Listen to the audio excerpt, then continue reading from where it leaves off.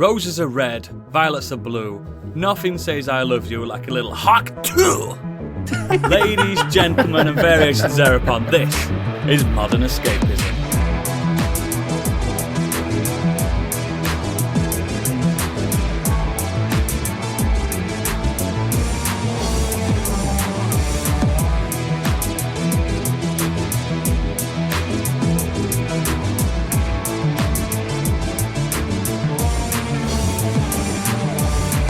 Hello and welcome to the show. My name is Oodles. Host so fine, all of the time, snorting lines and shagging nines. Joining me today, he's got no hair, France's greatest cuddly bear, his name is Biggie, and he's got his knob out. Biggie! I've no idea how to respond to that, but it's all correct. He walks these streets, loaded six-pack in his back. He's eating snacks, goddamn, that is a fact. It's Stig. Why are you shagging 9-year-olds, mate? Huh? Oh, dear. You missed that. I just wondered why you were shagging 9-year-olds. It's a weird thing to confess at the start of a podcast. Shagging nines, as in 9 out of 10s, baby. Yeah. We all know the truth. Confirmed.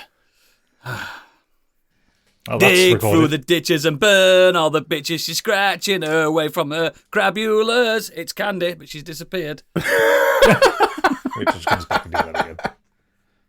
No, I'm not doing that again. Just got her to say hello. Candy, say hello. Hello. Hello, everyone. There she is. There she is.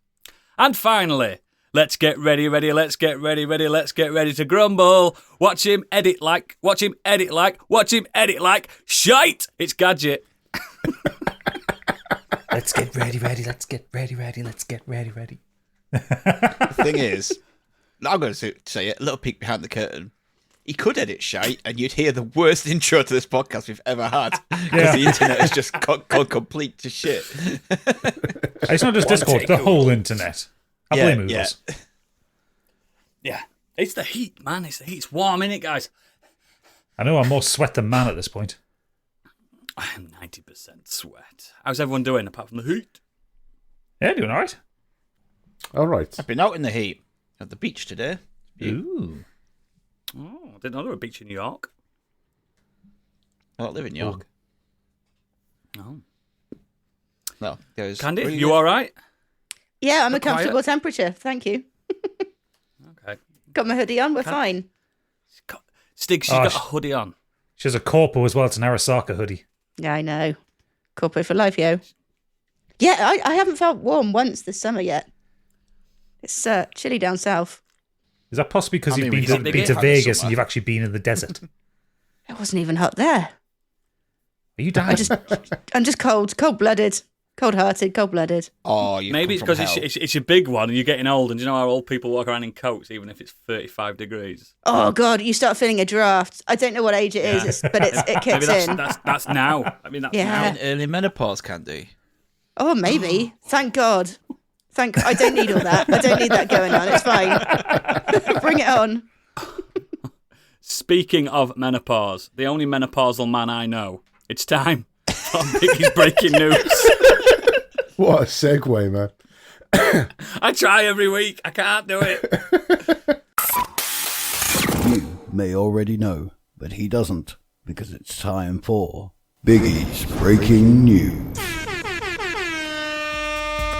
M.E. back again. Check it to record. Let's begin. Party on, party people. Let me hear some news. Biggie's in the house with more reviews. There's a pod over here and a pod over there. With your hands in the air, shake the derriere. There's 3 words and you're gonna get busy. News, there it is. Hit me. News, there it is. News, there it is. News, there it is. News, there it is. Yeah, boy. You get better at the rapping ones. He is, isn't it? Oh, well, it's been a shit news week, so I'm just going to go through some of these stories. So here we go. God. I did try to find some more interesting news quickly before. There really isn't this week. It's been a slow We're news allowed week. slow news weeks. We're allowed them. We maxed out with all Here we the go. good stuff last week. Sony is allegedly pulling PSVR 2 funding, report claims. The report came out has said Sony has significantly cut funding for its headset as part of a largely opinion-led piece. Android Central cites anonymous sources that say PlayStation is paring back production for its pricey peripheral, with only two first-party titles in development. The Japanese giant has done very little with the device since Horizon Call of the Mountain deployed at launch, and it has ported the entirety of Gran Turismo 7 to the headset, but beyond that, it's largely relied on third-party and indie developers to keep the device release schedule stacked. I mean, She goes on to mention a bit Shocked. about... goes on a bit more to talk about Astrobot, which I think some of us thought might contain, the new one, by the way, might contain some PSVR stuff, but no. Apparently not. Because I know there's no money in it. yeah, like, Honestly, is anybody surprised by this? No, not at all. I know most people called it. I'm pretty sure we did a watch over, didn't we, when they revealed that? We did, and we all went, "This'll never work." Yeah, or we did a news story on it, and we're like, "It won't." They'll suck it off straight away. Yeah, It's almost as if I've been saying that VR is a fucking gimmick. well, it's not even that it's VR's a gimmick. It's that PC, it's great. that Sony is really bad at supporting these extra devices. Like, they had the PSP Sony going are a for gimmick. years. They did really well with the PSP, and then ever since the Vita, everything else they've put out besides the main console, they've absolutely fucked. Like, the Vita was a great little handheld that they just didn't support. PSVR, great headset for the time, failed. they didn't support. PSVR 2, even better headset. It is one of the best headsets out at the minute, and it's failed because they just don't put the support behind it, to the point where you can now buy a breakout box to play it on the fucking PC, and that's where they'll actually get some sales. And it's dearer than the console. And it's dearer than the console. That doesn't help in a cost of living crisis. The old cosy lives. It's mad, though, isn't it, that they just put out this tech that I guess does what it's supposed to do, but nothing behind it. The amount of money they must be wasting and losing. I think idiots buy. I think idiots buy these Boggles peripherals me. straight away. Absolutely. I think one day VR is You've got going to to give be. them a few years. Yeah, I think one day VR is going to be really, really good. But at the moment, when you still have to turn your head to look around, when the headset's still really heavy, when you still can't use your eyes to look around, or it's just getting there, I don't think it's not really going to do much. Give it 10 years, maybe. Apple are on the right track. It's just they cost like $3,500. Yeah, when they can make them the size of glasses, brilliant. Yeah. And one day it will be amazing. It's just now it's expensive for not. And I'll be long dead. Right. But no, and then It's they'll not do offering glasses, anything, but is have a little controller in half on either side of your glasses that you have to control it. That's Nintendo, that one. Yeah, that's how Nintendo would do it. Do you remember Nintendo's take? Do you remember Nintendo's take The on glasses VR straps with can the come off and become Larbo? Joy-Cons. Yeah, you could slide the Switch into like a plastic VR head, put cardboard on it VR headset. Yeah, but you had to still hold the Joy-Cons like up to your face, like it didn't have a strap. So you were playing. It was Fuck off. It was Mario Odyssey and Breath of the Wild, I think.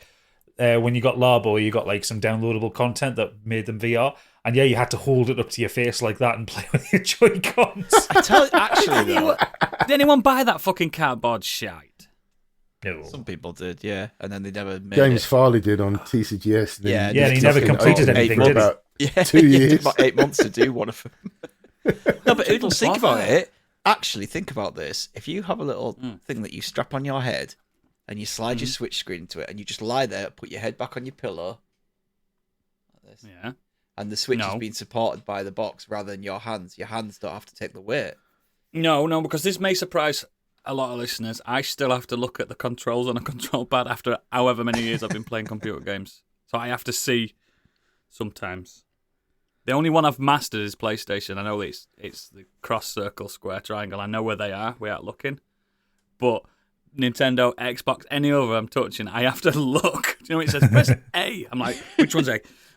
Yeah, we need to normalise where X goes because it's different on all of them. Yeah, I don't know why. It's probably the way my head works. Like, I played Nintendo games and consoles more than any other console on this in my life since 1993, and I still don't know where they are. And doesn't the Japanese, don't they have circle as, if I'm using a PlayStation controller, circle is like the accept button, and and cross is the cross different isn't. one, yeah. Never understood that. It's weird. But yeah, I couldn't do that stick. It's a nice, fun thing, but I don't even play with the Joy-Cons detached because I just look at them. It's weird. I have to use the Pro controller. Very strange. I'm a strange person. Next. You are. Well, sticking with PlayStation, they suddenly have confirmed it's skipping Gamescom again this year. The annual German event is the highest attended gaming convention in the world and a key date in the gaming calendar, and a chance for developers and publishers to showcase their wares. Sony, however, has skipped this event in recent years, favouring its own dedicated PlayStation showcases, and the trend is now continuing in 2024. And not only that, they don't need it. Back in April, Nintendo confirmed the same thing, that they're not attending either. I mean, PlayStation don't have anything to show off if that state of play that they did last month is anything to go by. No, there's that, plus they just don't need it. They're still winning. Why spend money on continuing winning? Are they winning? They don't have any games. They're still winning, though, aren't they? They're winning console. in sales because people are idiots. People are idiots. I'm an idiot. They're not idiots. I just mean that they are. People are too used to what's the names? word? Yeah, a comfort out there. Like they had a PS4. I've said it before. It's easier to say I want a PlayStation 5 than an Xbox Series X. It's easier. Like I know people who only play COD or FIFA or FC whatever. You can get them through Game Pass. They don't know, and yet they won't get that because they just like PlayStation. They're just used to having a PlayStation all their life. Yep. Plus, obviously, it's got cross, Japanese circle, market. triangle, square in the right place. That's right. When it comes to content, though, they're not winning. They're winning because they're not winning on content at all. No winning. They're a more but they don't care. household name, aren't they? Yeah. I've been to people's houses, like my mates' houses, like not gamers, and they've gone to the kids. Go upstairs and play your PlayStation. I've seen. I ain't a PlayStation, mate. It's an Xbox. But I've not corrected them because then they'll find out that I know. You should have. Said, No. What are you talking about? That's an Xbox. I can't let them know. Do you not even know your games? I'm Kenny Gamer. No, can't let them know. I will never let them know. I'll go, yeah. I like your Microsoft PlayStation. It's great. Fuck that. I don't want to. I don't want the veil to drop. I'm a jock. I'm not a nerd. Next. That lovely company Embracer has claimed newly adopted AI policy will massively enhance game development. The company hopes this will produce more immersive, engaging games, offering players a unique, dynamic, and personalised experience. Fuck off. Don't believe them. I don't believe them. I can't Just wait simply till all fuck these off. games AI launch and they're just absolute dog shit and they get absolutely panned to shit and they don't work properly and they have to patch them all the time because the AI is not working properly and everyone's getting like Nazis and hate speech in their games because they keep telling the game to do certain things that it shouldn't do. Yeah, I was about to say that. What if they're getting this AI to do stuff and then the AI goes, no, I'm not.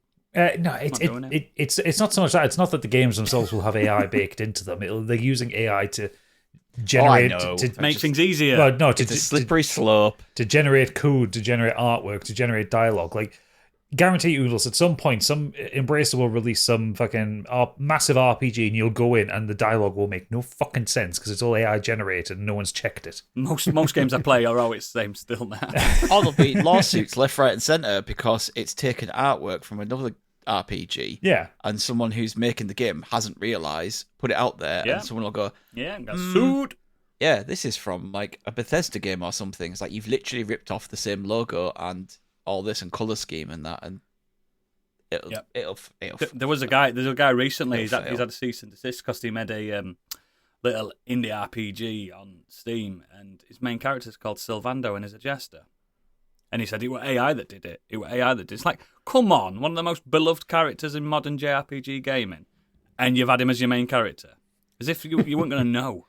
Well, there's this quote from Embracer where they say, it's not just that AI enables our developers to do even more and become more efficient on certain tasks, it will also open up coding to a broader group of developers. And that's not going to end well. No. Like if you're relying on like ChatGPT to generate your code and you don't understand the code base, you're going to just make mistakes. It's going to be shit. Yeah. Could I get a job as a coder now then, just by asking ChatGPT to do it for me? Apparently, if you want to work for Embracer, yeah. I do. For a limited period. Yeah, very limited period. I want to work for that company that's called Middle Earth and Friends or whatever it was called. That's one of Embracer's ones, yeah. Yeah, I want to work for them. I want to be the and friends bit. He's in the and friends building. Over the way, over there. See how many other like epic fantasies you can rip off and say, "Ooh, how about we include this?" It's not a ring, it's a bracelet. It's the one bracelet to rule them all. Come on. Very distinct. Look how shiny it is. Yeah, it glows in fire. It You should see jangles as well. Yeah, it's a Pandora bracelet. Each charm caps the soul. Yeah, exactly. It's going to be. That Middle Earth and nice Friends. Yeah. The Middle Earth and Friends sounds like one of those Facebook local groups that you have, like what's been happening locally in Middle Earth. Spotted Middle Earth. Spot What's the Middle bloody riders of Rohit going around at 3 a.m. in the fucking morning, eh? Trying to get I've some got kids. sleep. I've got school in the morning. There's bloody golems everywhere. Send them back. Send them back. Vote Sauron. I was told meat was back on the menu, but all they had was lettuce. Oh, God. Next. Now this is a weird story from Eurogamer. Polish developer apologises following criticism for naked sauna job requirement. What? And now viral LinkedIn exchange. Spectrum LinkedIn. Studio creative director Jacek Piorkowski approached narrative designer and writer Alexandra Wolner about working for his studio. Wolner replied to state Piorkowski had previously approached her about a job, but she declined as it required her to agree to mandatory and reportedly naked sauna sessions. Oh, good lord. I don't see what's wrong with that. All my staff have to go through that at the interview process. Yeah, we have Naked Thursdays at our shop. Yeah, I've got 6 members of staff as well now. I'm on the books, and they all did it. I mean, they are suing me. That's unrelated, though. Let's see what the jury have to make of that. So she went Fuck on the to onions. describe some messages that went back and forth between Piorkowski and herself, and apparently he amended a number of his comments on LinkedIn in the time since his initial post was put out to Wolner. But he still defends the decision to ask employees to participate in sauna sessions, stating the requirement is in place because it's what the studio's game is about. I don't want to waste my time to explain what the difference between a ruska, banya, or a dry sauna. You have to feel it, he wrote. Spectrum Studio is working on a new groundbreaking game, which is a mix of Life is Strange narrative, Final Fantasy story and characters, Heart of Darkness, adventure levels with dog, it says, and The Tourist. He's written this with AI, hasn't he? It sounds like it. Exploration and questing, and then Tony Hawk's Pro Skater 2 tricks and specials. So that is a What, in real a sauna? combination. This sounds like one of those terrible games that you see on Steam. That's like one of those like porn games. It sounds fucking Yeah, lit. it says- hot dog simulator. The main character will be a sauna master and will be in charge of performing in various saunas, smells, music, choreography, everything. And then the studio lists the position's requirements, and it's here mandatory sauna Missionary, sessions are doggy specified. style. Reverse cowgirl. Although there is actually no mention of nudity at this point, Spectrum Studio also said it would provide plannings in sauna free of charge within this post.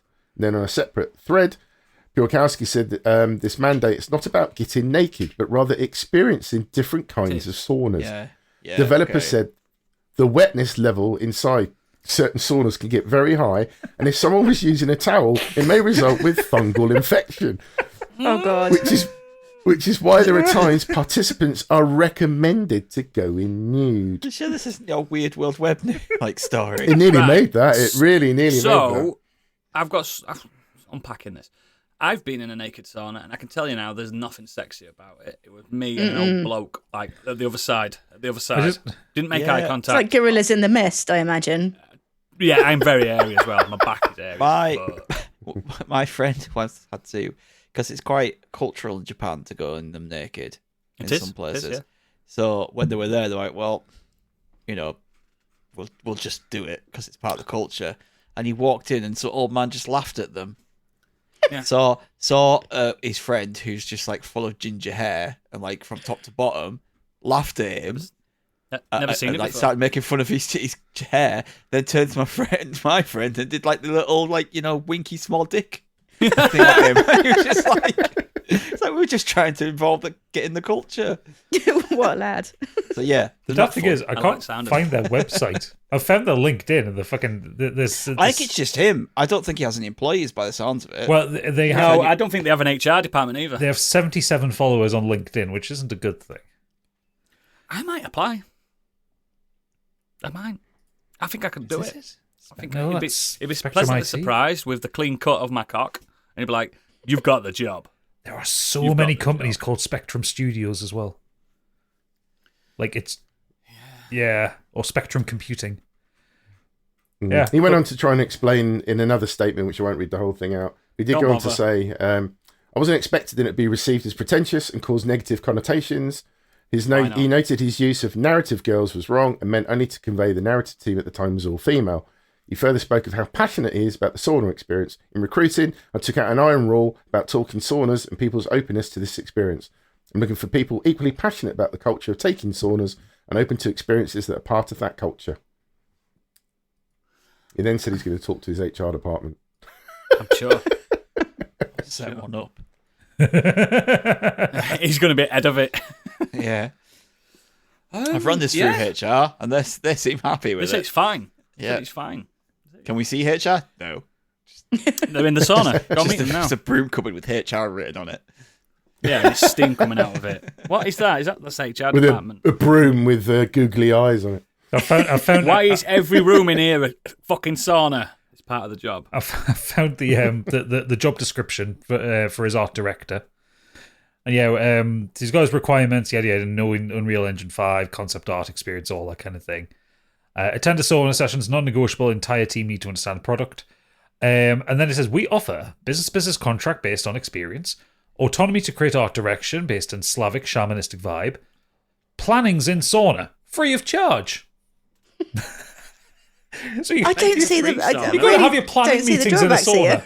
sauna. I'm not. Candy, I'm struggling to find the negatives as well. Hang on. I mean, no wonder Free- it's releasing on Steam. Hey. Hey. Oh, for fuck's sake. Next. If you see a picture of this picture of this lad, that'll be the drawback for you. Is he fit? No. Hang on. Putting a screenshot in the chat. Maybe. He's hot because of the saunas. He's got that boomer camera Oh. angle as well. Mm. Let's have a look at him. Oh, well. Is that a sauna in his background, or is that his wardrobe? I don't know. He looks like an MMA fighter. I don't know the name of him, but I've seen him before. It looks like him. Yeah, well, sounds like he wants to touch people up, so, you know. Who doesn't? Next. Over to the world of film and TV. It's what we've all been waiting for. A Spaceballs sequel is in development at Amazon MGM Studios. No! Josh Gad is No! attached to produce and star. He'll also be corroborating with writer-director Mel Brooks as producer. And Barb and star go to Vista Del Mar director Josh Greenbaum is set to direct Baum. from a script by Gad and Detective Pikachu duo Benji Samit and Dan Hernandez. Every sentence of that statement made it worse. Who the fuck is Josh Gad? The snowman in Frozen. What?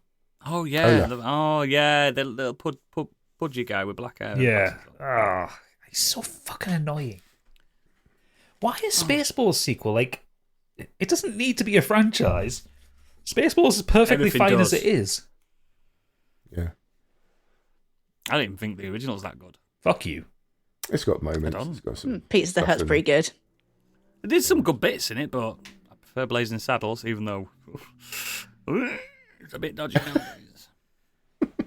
I think Spaceballs has probably got some dated Yeah, it stuff does. in there as well. It really does. I do like Mel Use Brooks. the films, but Schwartz. They haven't aged. They have not aged. Next. Eben Moss Backrack, I think is how you pronounce his name. has talked about his, or Ebon, sorry, has talked about his training for The Thing in the up-and-coming Fantastic Four movie, and he has said, I have just been looking at rocks. That's all you need to do. Yeah, it's clobbering time. That's all you need to do. I mean, he probably needs to CGI'd anyway. He probably needs to do some research on the clobbering aspect. Yeah. He's just got to do is use his voice. It'll be CGI, won't it? Hey, no, he'll probably do motion capture for it as well. Well, they tend to. Yeah, that's true. Yeah, that's what they tend to do in the MCU. They tend to have the actors actually do the motion capture. Yeah, they even did that with Vin Diesel and Groot, didn't they? They did, and Mark Ruffalo and the Hulk. Mm. Yeah. Yeah, well, fair enough. Has he been in a sauna with a bunch of rocks? I was away. There are rocks in a sauna. Oh, The Thing. We talk about The Thing. Yeah. Yeah, it's motion capture. Yeah. Well, still, I think he's great and he'd be a good Ben Grimm. So, if studying Potential. rocks is what he needs to do, fine. And we get a bit of Ebon this week because the Bear's back this week. Yes. Is it all out at once? No idea. Can't remember how they do it. No, won't be. Disney Plus do No, weekly. I'll wait then because it's so short. I like to do it all at once. My blood pressure can't take it anymore. The short 20-minute shows, the hour ones, I can do them weekly. But the short little 20-minute ones. The Bear's an hour show. Yeah, no, it wasn't. Yeah, I was going to say one of the big episodes is like an hour, isn't it? The Christmas episode's an hour and a half. Yeah. One. What an episode that was. Oh, that's a great show. Watch it. Did I not watch it? Watch it. Sorry, did I miss the Spaceballs news? You did, yeah. I'd step out. So, the only thing I have to say. I thought you for stepped out for solidarity. No, I stepped out to go deal with children. The only thing I'll say to that is it has to be called what the original sequel was meant to be called, which was Spaceballs 3: The Search for Spaceballs 2. I think it's probably most likely to actually be called Spaceballs 2: The Quest for More Money, which is the gag in the film. Just Spaceballs. They're just going to call it Spaceballs. Balls harder, confuse everyone. balls deeper. Balls deeper. Balls. Not asked. Next. Something that won't be out next week. The new Blade script will reportedly be written this summer and then go out to directors. It's never getting made. In AI. I'm doing it. They've asked me and I said, yeah, I'll do it. According to the report, Marvel has enlisted Eric Pearson to help scribe the new script for Blade. Pearson's past writing credits include work on the screenplays for MCU's Thor Ragnarok and Black Widow. More recently, Thunderbolts and the Fantastic Four. The Blade script has already gone through multiple rewrites of different storylines and time periods used in various drafts. It's reported that the version aiming to shoot last year was set in the 1920s, according to sources, and featured Mia Goth as a vampire villain named Lilith, who wanted the blood of Blade's daughter. The latest iteration of the story is now said to take place in present day. I'm kind of happy with that. If we'd have had to have had a Blade origin story set in the 20s, you're behind already. Like that's one of the problems with the MCU is that they're lagging behind with pulling a lot of this together. Shang-Chi still hasn't had a sequel. It's been 5 years. I'm all right. Do you know what I mean? No, I thought it was probably one of the best things from that phase. It's all right. But I just think that to have done something set in the past would have just. I wonder if they're going to do it right down. I wonder if they're going to do Blade being British like he's supposed to be. Unlikely. No, we've heard him already. Yeah, but I know we've heard his voice, but he were in Britain, weren't he? Yeah, but it was still Mahershala's voice. Yeah, it was his American voice, wasn't it? It's true. Never mind. Next. Won't get made anyway. No, it's never coming out. Never coming out. Ever. One for you, Oodles. Toho reveals that they have rules for all future Godzilla projects, and that Godzilla is not allowed to die or prey on people or things. What? Prey on people? Isn't that like kind of one of the He eats them. big thing in Godzilla? He bloody loves them. Yeah, and he kind of, when they attack him, he attacks back and he rampages through the cities. Yeah. Sounds shit. Isn't there very specifically a shot from the newest, from Godzilla -1, where he's following a boot and he's got his eyes focused on the boot? Yeah. Yeah. and he chomps it. That's I blasts right through the center of the fucking city. Kills a lot of people. That's sort of preying on people when his eyes are like laser focused on this boat in his prey drive. He literally just levels fucking Tokyo. I mean, the amount the Japanese have had to rebuild Tokyo because of Godzilla warnings. He picks a train up and gobbles people that fall in his mouth. Just like it's like a tube of Skittles for him. Chance would be a fine thing. It's it's a bit silly. I was hoping that the rule would be no more legendary Godzilla. Yeah, films. no more Americans. That'd be a great rule. That'd be a great rule. The problem is, this is the only franchise I have to watch. And also, I have to watch this Kong X Godzilla thing that's come out. I have to watch it. Also, that side is the only one that makes a shit ton of money. Yeah, that's true. Never won an Oscar, though, have they? Just found a bit more about it. It says that the director of the Japanese company's Godzilla Room revealed some of the rules his most famous character must follow at all costs. This Godzilla Room, established in 2016 after the release of Shin Godzilla, is a committee of high-ranking Toho employees who come to a consensus on what the character can and cannot do in every film he appears to protect the brand's reputation. Roughly speaking, Godzilla never dies and cannot do anything that would be considered the work of a villain or a fierce monster, just following his instincts, such as eating people or animals. What? But he is a fierce monster. I also think that Godzilla never dying is a bit shit. I think that's, he's died multiple times and a different version of, it's a different animal completely. But I think that's lost in translation in a weird way because, yes, Toho Godzilla films are family films in Japan. Anyone can go and see them. There's no gore in most of them. You know what I mean? There's no blood in most of them. I get kind of what they're saying. They are supposed to be family-friendly films, but Godzilla -1 was probably the darkest one that they've ever Shin done. Godzilla was pretty bloody as well, though. That was pretty dark, yeah. Yeah, he bled on everyone when they blew him up a little bit, didn't he, as well? Splashed him all the blood. Final, not to get spoiled, but that final scene is, literally the final scene is pretty fucking gnarly. It is. So, and those eyes as well. Know. I do, all those eyes. I do know that they do design the films in Japan, and I am aware that some of it is censored over there, but they are family films that everyone can go and see. We get the uncut versions over here, so maybe that rule counts over there. Do you know what I mean? There's some scenes completely omitted in Godzilla -1 in its own native land. So he's allowed to eat people, but he's not allowed to be like cunty about it. Yeah. He can just. I think he can just swallow them whole. No chewing. Oh, salty. No, like fuck you, man. I'm going to eat you beforehand. That's a weird one, but let's see. I'm sure next film's going to be incredible. Next.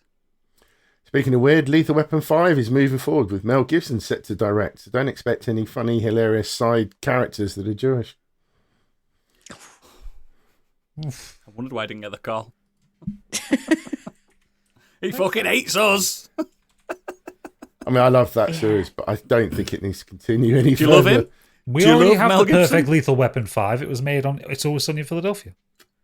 I think that didn't Robert Downey Jr. say something like, he wanted people to come back and like support Mel Gibson after he made a mistake. But there's some things that you don't really forgive people for. Like David Hasselhoff drunkenly eating a burger on film. That was a silly mistake. We forgive him. Off the floor. That's fine. We've all done that. No, Going on an anti-Jewish rampage, not so forgivable. No, and it's making a film called The Passion of the Christ where he just makes all the Jews demons. It's almost like you could say there's some kind of pattern here, almost a kind of anti-thing towards Jews that he has about him. And so a bit of anti-Semitism. Do you know what's I believe that could be the word. Just funny thing, I watched about Mel Gibson this week. It's like Australians coming out and saying, "You do know he's not one of us. He's not Australian." And they're all disowning because a lot of people think he's Australian because he has an Australian accent because he grew up there. But I think he's American. I think he's born in America. His parents are American. I'd like to get some fact checks on that, but I believe he is an American actor. He was born in the Australian. He was born in Peekskill, New York State. There you go. And the Australians are coming out lately and saying he's not one of us. Maybe he grew up a bit of time over there. Yeah, I think he did. Danny Glover's nearly 80 years old, so this is just stupid anyway. He literally is too old for this shit. Didn't he retire years ago? As in the films. No. Yeah, I can't remember. Did he retire in 4 at the end? Oh, he's been retiring since the first one. Pretty much. Perpetually There 2 days there away is from a- retirement. As an actor, he's still going in the last Yeah, but thing there he isn't a did. policeman alive that's gone to their 80s. So how's he No, going to do it? pointless. So he'd just be a background character, and it'd be like, It'll be his son, won't it? His little blonde-haired, Chris blue-eyed Rock. son.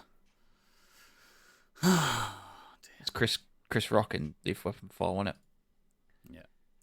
Yeah. That's true. It's this and fucking Beverly Hills Cop and stuff like that. It's like, what's going on? Oh no, they What's run going out of on? ideas again, haven't they? They ran out of ideas. They want to bring back old series that made money without understanding why they made money Still back optimistic about Beverly Hills Cop. Still optimistic. then. Oh yeah. I'm not. Well, the recent Bad Boy film meant to be pretty decent and made a lot of money. So Did you go and see it? no, I didn't have time. Yeah. Cinema guy didn't go and see a film. Must have been shocked. I would have. No, it's just because political reasons with going in and seeing too Yes, many. yes. So, yeah, but I would have. Yeah. God. I'm just these remakes of these continuations of these 80s franchises. They don't feel 80s enough for me. They don't have that magic that they once had. So it just bores me to tears. Like If I you think put Beverly Hills time Cop and effort into it, it can work. You could, but the new Top Beverly Gun Hills Cop, I Maverick think is that's incredible. yeah. That I didn't finish it, but I think the Beverly Hills that's so Cop is one of the longest times between sequels ever in cinema history. It's got to be one at longest. That's got to be 40 years. 91, 92 was the third one, I think. Really? What was Blade Runner? It's been that. Blade Runner's pretty fucking long, innit? Yeah, that's Blade Runner Yeah, was but that's like, again, that's a film that they put time and care into. Blade Runner was 82, I think, to 2017. Yeah, that's a long time, innit? That's got to be one at longest then. Was it 84? Right. Right in, listeners, right in. But it's like that, and like Top Gun had like people who cared about the project and wanted to make sure that the script was right and the story was right and everything, like the stunts for like Top Gun, for example, was right. I did Whereas dislike don't Top Gun. I think just you- forgot I'd started watching it. I just don't think you're getting that with the Beverly Hills Cop and Lethal Weapon. No, I sequels. don't think so. You're getting. Remember this? Remember this? Remember this? They'll bring back some weird side character that is like a little meme in the film or in one of the earlier films or something, or Joe Pesci's back. it'll be an old baddie involved, or the son of a baddie. They'll do a Die Hard with a Vengeance thing and have a relative of one of the original baddies come back. Yeah, but that was good. No, I'm not saying that was bad. I'm saying they'll rip that off. I look forward to that sexy saxophone anyway. Oh yeah, the sax is good. Yeah. They won't have it. It'll be fucking just like Dubstep. Eminem or something. Oh Dubstep. yeah. Dubstep. It'll be Billie Eilish doing like a rendition of saxophone. Thought you tarnished Billie Eilish. I'm not saying there's anything wrong with Billie Eilish. I don't even know her, mate. I've never met her. But just saying, it'll be something like that. It'll be trendy. It'll be Doja Cat or whatever the people are talking about nowadays. God, I feel old. Next. Sadly, in the world of film and TV, Donald Sutherland died this week. The revered actor from many projects such as Clute, Ordinary People, Hunger Games, and many more, died at the age of 88. One of my favourites from JFK, his little role in that, Yes. turned the movie. It's Backdraft for me. Backdraft. Backdraft, Loved him in yes. Backdraft. Yes. I don't know why, but I always loved him in Space Cowboys. He's Space great in that Cowboys film. is good. Oh, I forgot about that. Yeah. That's a just good great. film. He can Yeah. make a Invasion of shit. the Body he can do- Snatchers. He could put a great Snatchers. performance into a terrible film. I mean, He was really let's, captivating, wasn't he? Like a really captivating face. let's not forget his little turn in Moonfall. Oh yeah, Yeah. he was in that. He probably was the best thing in it, though. True, to be fair. Definitely. But And yeah, I loved him. and he spawned his son Kiefer, who was great as well. Yeah, like MASH. Famous for things like Lost Boys. Mash. You what? Sorry. Kiefer Sutherland famous for things like Lost Boys. Oh wow! Bring that up. Just that. But yeah, sad loss. He was a really, really great. Yeah, I've never not liked him. He's not. He's one of them actors that you just think, yeah, you got it done. He's a very, very, very versatile actor as well. Like, he could play baddies, he could play goodies. I always liked it when he played against type and he did comedy. Like, Yeah, he was a funny that's, bloke. I think that's probably why Space Cowboys kind of stands out to me, because it was quite a funny film. They're all quite funny in that, aren't they? Yeah, but because they're playing cantankerous old git. It's Tommy Lee Jones, and who else is in it? Oh shit! It's Tommy Lee Jones, Donald Sutherland, Daniel Craig. Clint Is it that one? Daniel Craig. He's not old enough. Isn't it Clint yeah, Eastwood in it? Clint Eastwood, I think Clint Eastwood was in it, yeah. Tommy Lee Jones, Donald Sutherland, James Garner, James That's it. Cromwell. Yeah. That was a good film. All, that was all old cantankerous. Like, Yeah, yeah, going into space. yeah, and it was. I did you see what Kiefer Sutherland had written about him for his passing? Yeah. Beautiful. Said, with a heavy heart, I tell you, my father, Donald Sutherland, has passed away. I personally think one of the most important actors in the history of film. Never daunted by a role, good, bad, or ugly. He loved what he did and did what he loved, and one can never ask for more than that. A life well lived. I think that sums it up pretty well. yeah, it does. Yeah. He just was fantastic. Great, one of the greats, and unfortunately, all our heroes are starting to die, and it's really fucking sad, isn't it? It's really sad. It's like I haven't got any modern heroes. People like there's actors I like that are new and modern, but not heroes. It's a shame. Big loss for Hollywood, and you will be missed, Don. And I know you used to like listening to this podcast as well. So, next. Over to the Weird World Web. Woman reads her asparagus to tell us how England will do in the Euros. Fortune teller Jemima Packington, She 67, says shit. uses the green spears to reveal the future. And the good news is England will win the Euro 2024 tournament, bringing an end Not with results we've got. to 58 years of hurt. The Gareth Southgate's men will go all the way in Germany and lift the trophy for victory, according to the asparagus. But don't scoff too soon, because they've been right on big things before. Jemima earned her celebrity status as the world's only Asparamancer. Fuck off. Fuck off. Oh, the English language is wounded by that contraction. You bastardised the English language with that. I fucking love that. After correctly indicating the results of the Brexit referendum, as well as predicting the Queen's death and Harry and Meghan leaving the royal family. She even claims to have It was foreseen... a 50-50 thing. Like, you could say yes The or Queen no, will like- die. No shit. I bet she said the Queen will die this year every single year over Every the last year. decade. Yeah. No, she didn't say it. The asparagus is saying it. Yeah. Of course, you got this from the fucking Metro. Of course. Did she have like a bad case of gas after eating too much asparagus, and it created some kind of illusion or something? I was just, But this is... was just looking ahead in the article where it has the paragraph. She even claims to have foreseen someone returning to become the head of a right-wing political party and campaigning in the election. Fuck off. It's either got to be the son or the Metro, and it's the fucking Metro. I love this Of course bit. someone's going to rise because- to become the head of a right-wing party. It happens And of course, she's from fucking all the Somerset. time.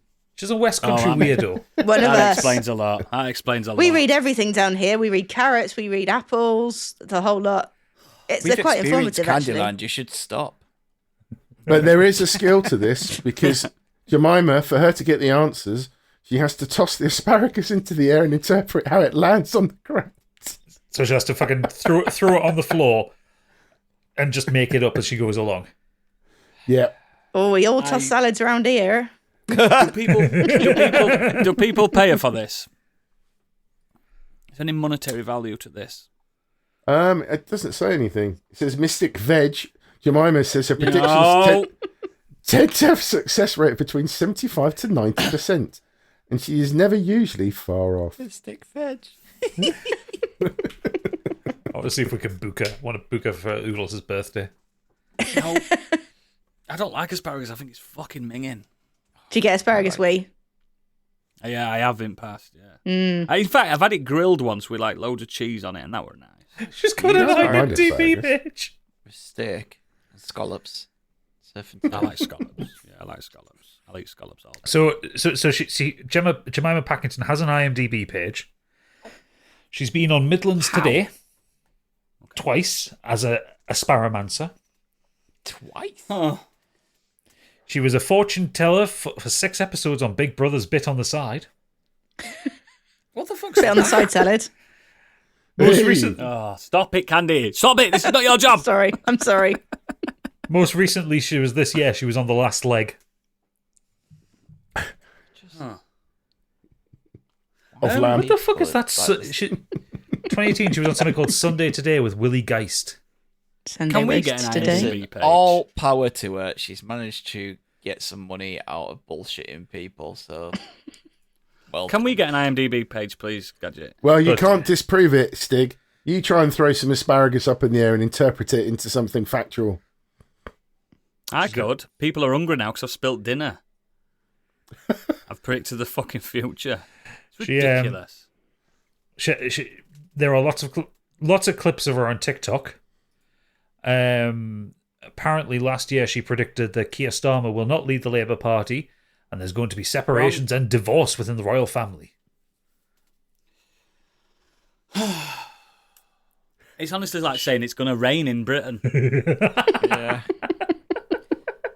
Saying that there's going to be a separation of the royal family. It's just, yeah. It's Yeah. like, yeah? Yeah. No shit. Yeah. No fucking shit. Oh, God, get it off. Get them off. Let's get this podcast on the road. Christ, let's get it going. She could have been an aubergine. Stop it! I'm not having these puns. I'll be yellow carding a lot on you in a minute. I've had enough. What have I done? You're just involved. You're laughing. I'm laughing at it, not with it. Right, let's get on with what we've been up to this bloody week with these nincompoops. Candy, what have you been up to? I've been to an absolute cinematic event this week. I know that probably 3 of you know who Ghost are. Biggie, you're going to act as as our listeners when I explain the band Ghost to you. So the band Ghost have recently done a film called Right Here, Right Now. And the premise of the band Don't sing the Chemical Brothers. is... Don't sing the Chemical Brothers. No, it's what right, I as had in in my a head. magical right, as in a... Yeah, rite of passage. Right here, right now is Fatboy Slim. Nope. Definitely. So is. anyway, Ghost are God, I don't even know how to describe the music. They look like they should be metal. They're Right. not. They kind of sound like Blue Oyster Cult, maybe. It's metal pop. Yes, the singer Tobias Forge dresses up like a pope. Now, every single album. Emeritus. Hey, I'll Papa emeritus isn't it? you in a minute. It's emeritus.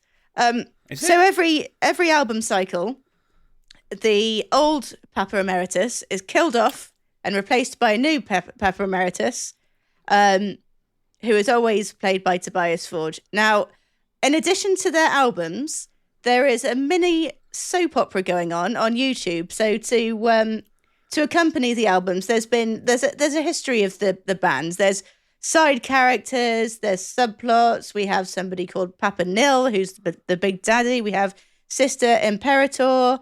And it's a band that you kind of have to follow the plot for to really kind of know what's going on. If you saw a Ghost show or saw any kind of random music video of Ghost, you're not going to know what the fuck's going on. So they released a film, which is kind of like the old, like Michael Jackson and Genesis kind of like films that they used to do. So it would be a live show with an accompanying story. And it was really good fun. This is the first time I've been to the cinema to see anything other than the film. And I didn't really know how to act. I thought, well, I need to get this crowd going. So not only were Ghost performing, I was fucking performing too. Me and a couple of friends that went singing along, getting the crowd riled up. It was fucking fantastic. But I've seen Ghost several times. From the very, very first days, actually, I saw them support the Defiled on a boat called the Thekla in Bristol. If anyone's been to the Thekla, you'll know how small it is. And then I've seen them at O2 Academies, and I've seen them at the Opera House, the Royal Albert Hall, sorry. And they just kind of exploded onto the scene with out of nowhere, really. Apparently, people like a mask. So yeah, the singer obviously, like, he dresses as a pope. The whole thing's a mask. Yeah, just a word of warning: if you're extremely Catholic, you won't like them. Yeah, they're taking the piss out of the Catholic Church. They are absolutely taking the piss. If you want to go and pretend, like, basically you dress up and pretend to worship Satan for 2 hours. It's great fun. It's all so tongue in cheek. It's so silly though, and that's what comes through in this film. Yeah, it's not heavy music at all. No, it's good sing along kind of rock vibes. Yeah, they've got every song's got a chorus and a little solo in it. But with Satan, featuring Satan. Featuring He Who Walks Backwards, featuring him. Yes. But it's only on for about, I think, well, it'll be out the cinema now. So it was on for 4 days. I haven't seen the cinema so packed in ages. Like, it was just absolutely chock-a-block. And I think, yes, it was on for 4 nights. What was everyone wearing? Black Ghost t-shirts mostly. Some people had corpse paint on. It was lit. I bet they did. What did it smell like? Yeah. Oh, no. shit and patchouli. Fucking liquid death all over the floor. Yeah. What a mess. But no, it was a lot of fun. If you ever get a chance to see Ghost, whether a live show or some other cinematic experience, go, because it's a visual feast. And Tobias Forge, the singer, is such a showman. I mean, the show is basically all about him. The backup musicians are called Nameless Ghouls. They all wear masks and everything, so you don't really get to see who they are. But they're just fantastic. And this one, they went all out, obviously, because they're filming. You had added dancers. You had a little side stage that they went off to. They did an incredible performance of If You Have Ghosts. And they used... It was a string quartet with an opera singer along with Tobias. And it was so haunting and so beautiful. And it was like a really poignant moment in what was actually kind of like the rest of the show was kind of it was just comedy. But really, really good. He's got a really good voice as Forge. He's a really good singer. I saw him at a festival though, so it's like you don't get the full experience. But somewhere, do you know when the at download when the big screen when you can't really see it and people are looking at the singer. And someone next to me was going, "He's miming." I went, "He's got a fucking mask on. You can't." I can see why you would get confused, because he does sing along. You don't really see the mouths moving. Yeah, he's got a fucking mask on, and they're like, "That's a mask. It's a really good mask." Yeah. Which changes every time depending on who is so-called singing. Whenever they remixed the audio, because I think normally when I see them live, he sounds a little bit nasally because of the mask, but no, he sounds fantastic in this. Did you hear him cover? He did a soft version of Enter Sandman. Yes. And it's a beautiful ballad version of Enter Sandman by Metallica. Yeah, well, there was a whole album, wasn't there, of Metallica covers, and it seemed like everyone did Enter Sandman. Everyone did one, yeah. But theirs was particularly good, I think. They do a lot of covers. If you watch him talk about his band out of costume and stuff, he's just a cool little rocker guy with a leather jacket on, and he just talks about how he created Ghost as a performance art piece. It definitely is. It overtook his life and went, "Oh, this is his band now. Yeah, this is what we're doing now. We're making money." Well, I think even if you didn't particularly like the music, which I would find, unless you really don't like anything even slightly heavy, I think there's kind of something for everyone. But it is it's almost like going to see a show. Mary on the Cross. Everyone's heard that. Yeah, because it exploded on TikTok, didn't it? Yeah, that's a very famous song, and people don't realise that they did it. Yeah. But yeah, really good fun, and it was really fun to go to something at the cinema that was not a film. And by the way, if you ever do go to a concert at a cinema, sing along. Yeah, Just definitely. have fun. Yeah, don't sit there like eating your popcorn. Have a good old sing song. Don't take popcorn. Take I gin in heard with you. On a just a slightly tangent from that, our local one's been putting the Euro games on, and one of my mates went and he said like just no one like cheered when the goal went in. Like they just Fuck off. they kept that cinema etiquette, and it's like no, like You have to doesn't be the matter. one to break people out of it. If you're gonna go, you have to be the one to cheer, because then everyone will kind of get into it. yeah, because the soundproof. Don't worry about it. These films get very loud. The other screen, 9 times out of 10 can't hear it. So just go nuts. I did enjoy seeing Swifties when, didn't care. I would say when destroyed the cinema. I quite enjoyed seeing those videos of when like the Taylor Swift film was out and like the kids who obviously couldn't go to the shows were treating it like a concert and they were having a great Yeah. day. Yeah. Good Yeah. for them. Good for them. I'm happy that you went to see that, because as soon as I saw it, because they announced it at Download, didn't they, this year? I as don't soon think as they I announced went- it. I think they had a trailer for it, but yeah. Yeah, something like that. Do you- As soon as I thought, I know who's going there. Do you know what? Goulet.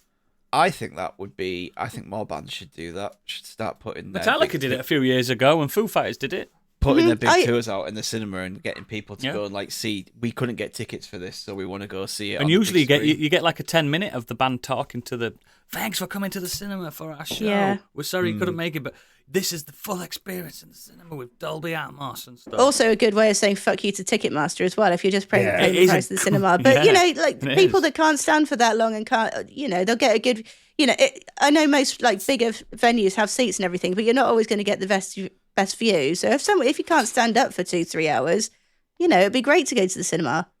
And I can tell you right now, for free, guys, the food and drinks at a cinema is cheaper than at a gig. Yeah. Oh yeah. You might think it's expensive, but it's fucking cheaper. When we me. when we went to the Foo Fighters at the Old Trafford cricket ground, Pip got like just a thing of cheesy chips, £8.90. That makes me sick. Yeah, cost me like £10 for 2 hot dogs at Anfield. And they're just Pints hot were dogs. pints Nothing were special. I think pints were about a tenner, so we didn't have any drinks at all. That's why you need Yeah. to take some gooch hooch. Do you know them little bags? You put your booze in the bags and stick them in your gooch, and then you can't get searched, and you're in there and you're drinking your vodka, and you're hammered, and you get kicked out anyway. That's an anecdote. But yeah. Yeah. I'm sorry, Enter Shikari, but I got kicked out of your gig because I was fucked. That's standard that for a all you've done? Shikari gig, isn't it? Yeah, it's true, but I was too fucked. There is such a thing as too fucked. When you punch in pillars, because you... Never mind a story for another time.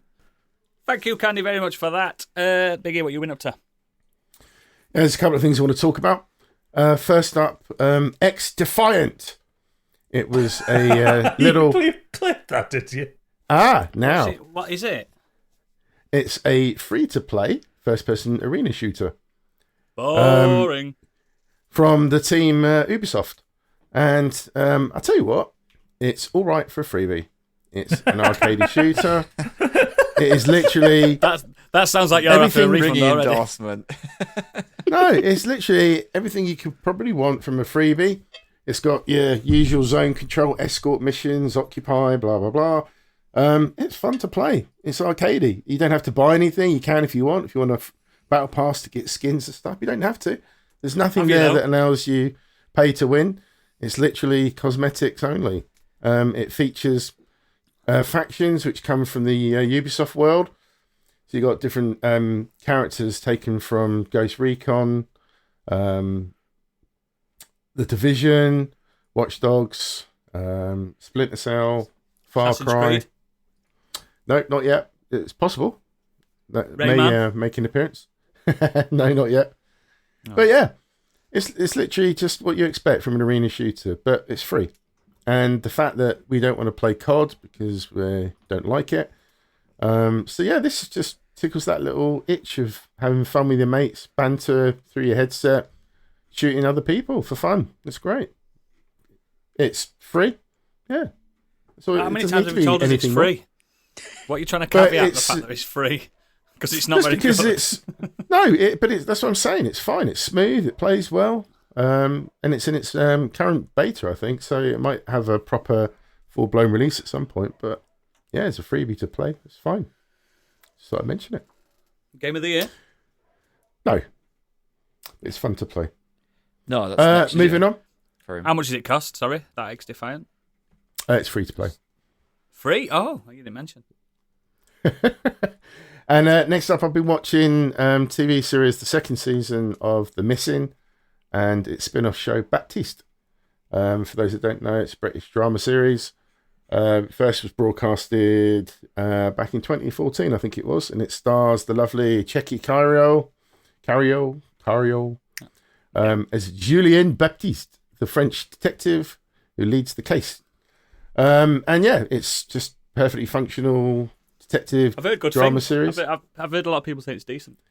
He is definitely a standout, but then he's supported by great actors such as David Morrissey, Keely Hawes, who else is there? Tom Hollander, to name a few.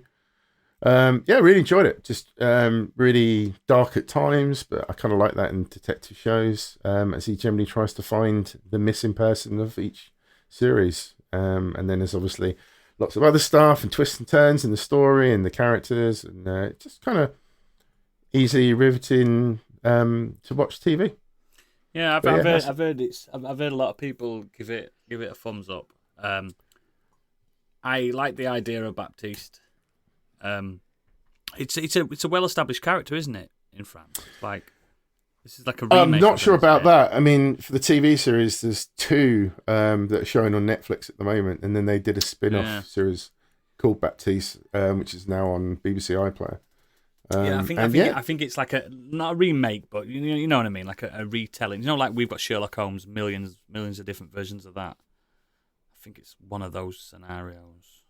He's kind of got that old school kind of Yeah, detective mind, and he's always up against people that don't think he knows what he's doing, but clearly he's been doing it for like 30 years, yeah. and he kind of sees the things that other people don't see, stuff like that. But yeah, it's very detective TV stuff, so it might not be doing anything new, but it's done very, very well. yeah. No wrong with that, mate. No wrong with that at all. Anyone And I'm else? still playing Right. Baldur's Gate 3. It's just my only thing that anytime someone says Baptiste, all I can think of is Clinton. Clinton. Baptiste. Yep. I'm getting the word nonce.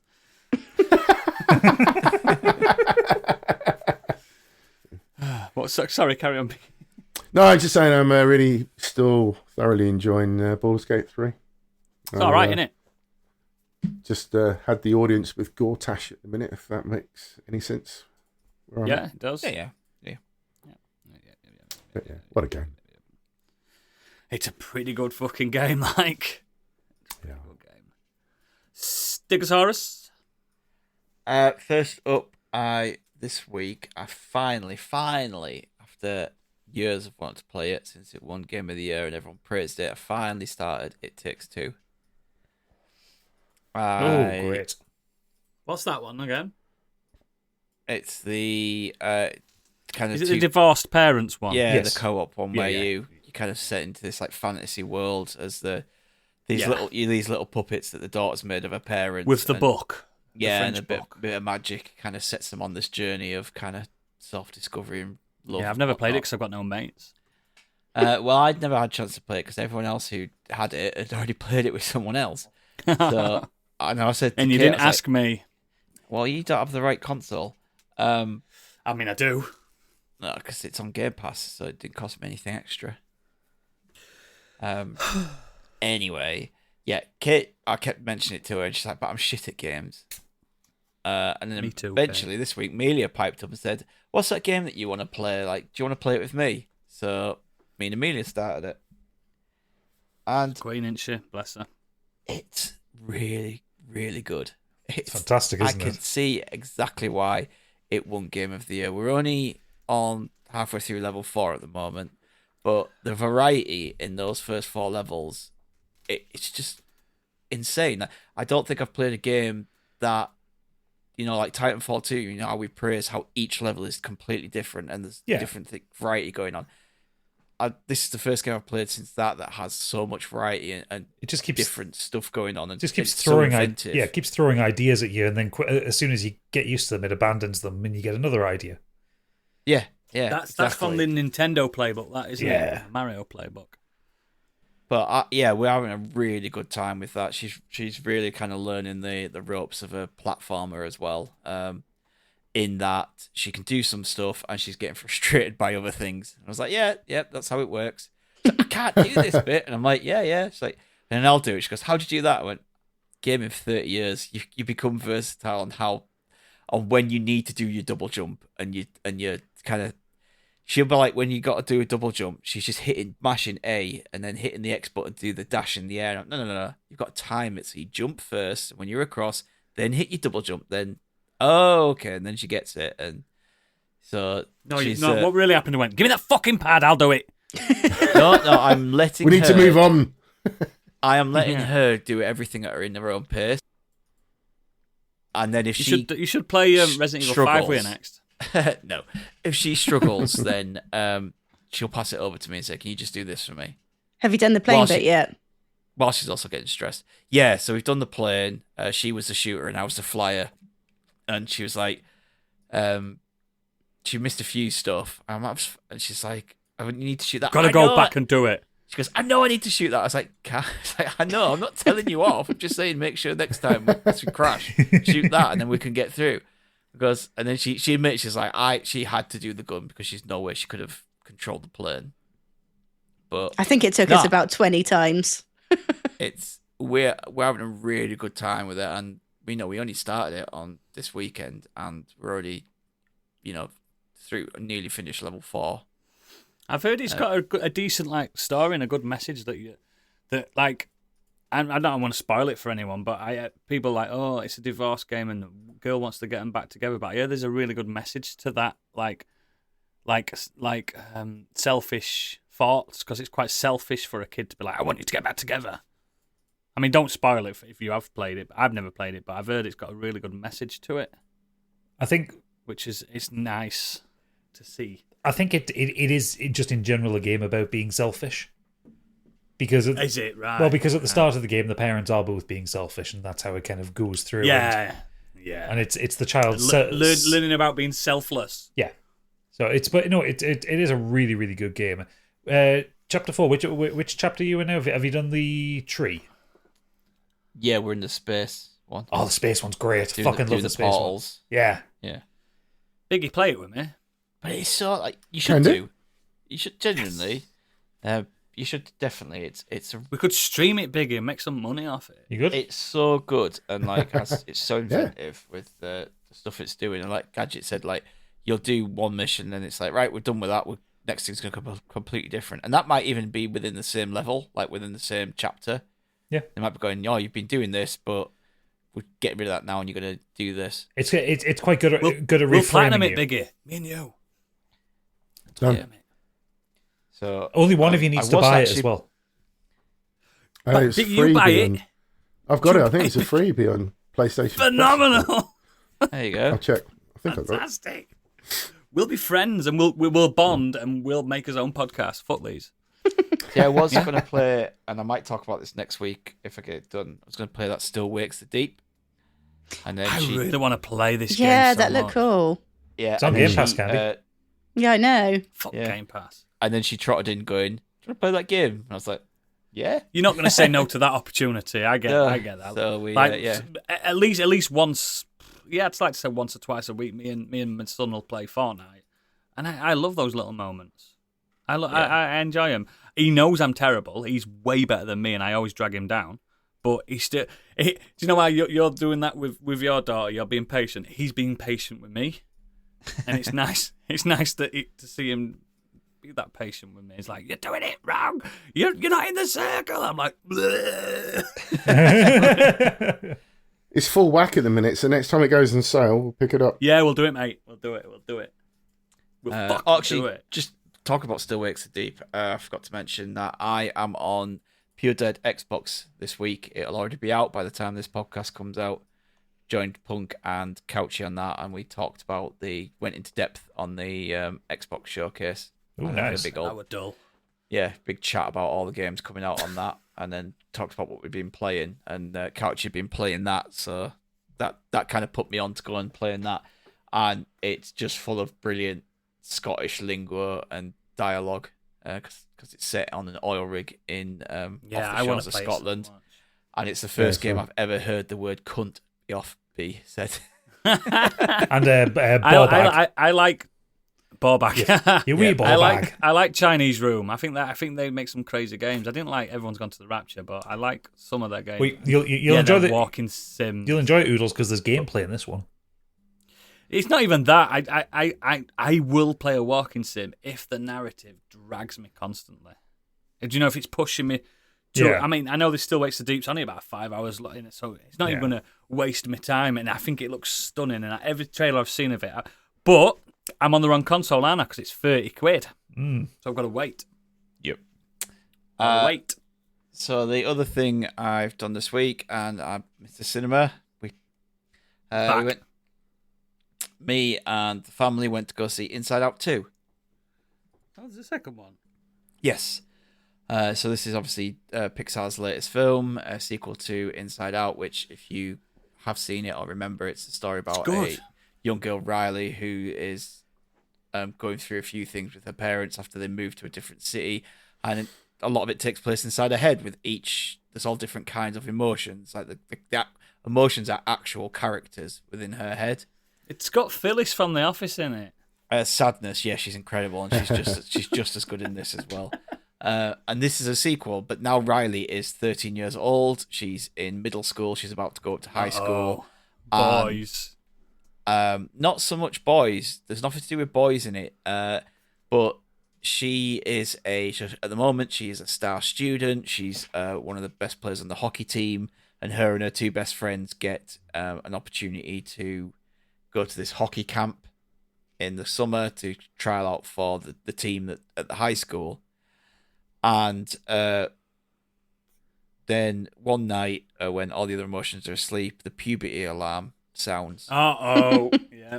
And new emotions arrive in the form of anxiety, envy, embarrassment, and ennui. Slash boredom. Yeah, and French word for boredom. There's a little joke about nostalgia in there. There's a nostalgia kind of emotion that pops in and out again. It's like, oh, remember this kind of stuff, which is really funny.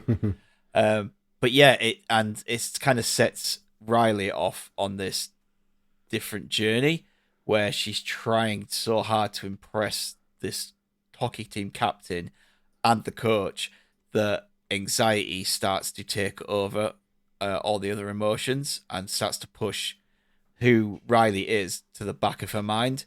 So she has formed within her head, in the emotions, they've formed this kind of perfect image of who Riley is. Joy has been putting all these bad memories and bad feelings to the back of the mind, which is in this world is a thing. And it's created this kind of perfect image of, I'm a good person, I'm this, I'm perfect, I'm this. And then anxiety turns up. And if you've had anxiety in real life, you know how anxiety can take over things. And that's what happens in this film. And it's a really good film, and it's got excellent animation. Like some of the close-up shots of the emotions, you don't really notice it from far back, but when they zoom in, that all these kind of like just little bits of stuff going on around them, just like little sparkles and that like kind of popping off them and stuff, and you don't notice it far back, but and they're just strands of their hair and stuff. Like Pixar now is just, their animation is just another level. It's unreal, isn't it? It's fucking unreal. It's unreal.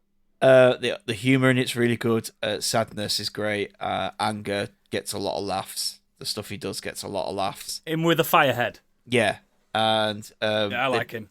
They do a kind of thing where there's like lost memories and forgotten things, which includes like old TV shows she used to love, video game characters she used to love and play as, and they kind of riff off that, which is really fun. And I've never been someone that's really suffered bad with anxiety or I've never had it. I don't think I have that emotion. That or kind of ADHD or something, but I've been reading from like when I've been reading on the forums and people who have dealt with that have said that how accurately it portrays that within the head, how anxiety, the stuff that anxiety does, and the way anxiety is in this film, is exactly how they feel, and the way they have to be talked down by other emotions and other people. It's like the film does a brilliant job of like showing that. And this is just reading from other people who have said that if you have a child, especially that deals with anxiety, that this is a really important film for that, and it can really help a child learn about what's going on inside their head. So I think the first one was good for that as well, though, in different aspects. So I enjoyed the film for what it was. I thought it was a really good film. I thought that like the way that they portrayed these emotions, like the first one, it does a really stellar job of kind of showing how these emotions can kind of take over each other, and it's easy to digest like metaphor for mental health for young'uns, isn't it, as well? Yeah, pretty much. And as an adult, you're like, fuck, this is real. This is so fucking real. And that's what this one does, because it started to introduce the things that as teenagers and adults we start to develop, like say anxiety, envy, embarrassment. Like these are things as the older you get, you start to develop those emotions. I think the anxiety one in my head doesn't exist, but I've got two of the embarrassment ones instead. Two of them in place.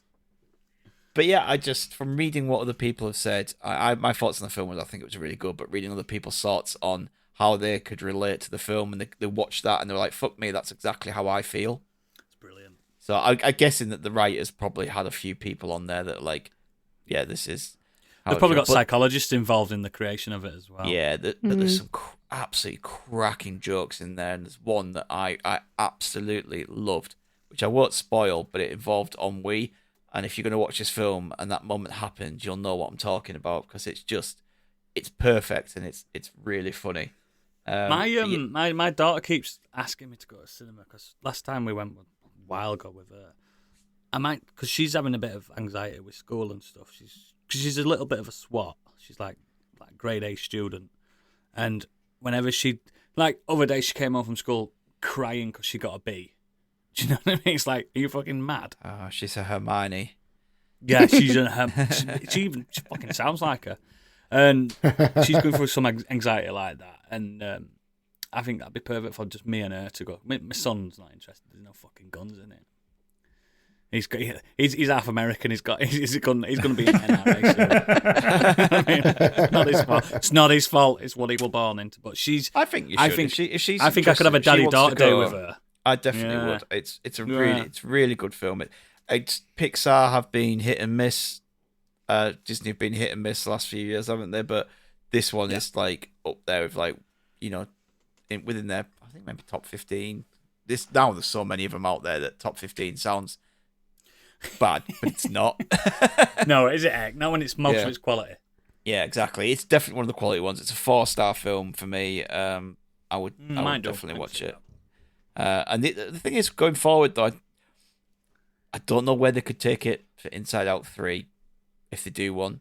They could do it like young adult, like college years. Like at that point, it's not for kids, because then all the jokes and all the emotions are like adults, and like there's a review on Letterboxd. It said it just says where's horny.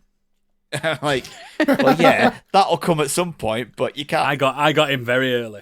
Yeah, like I think probably by the sense that if they were to do an Inside Out 3, there would be another decade down the line, and it would be a mix of Riley. It would be Riley having her own child.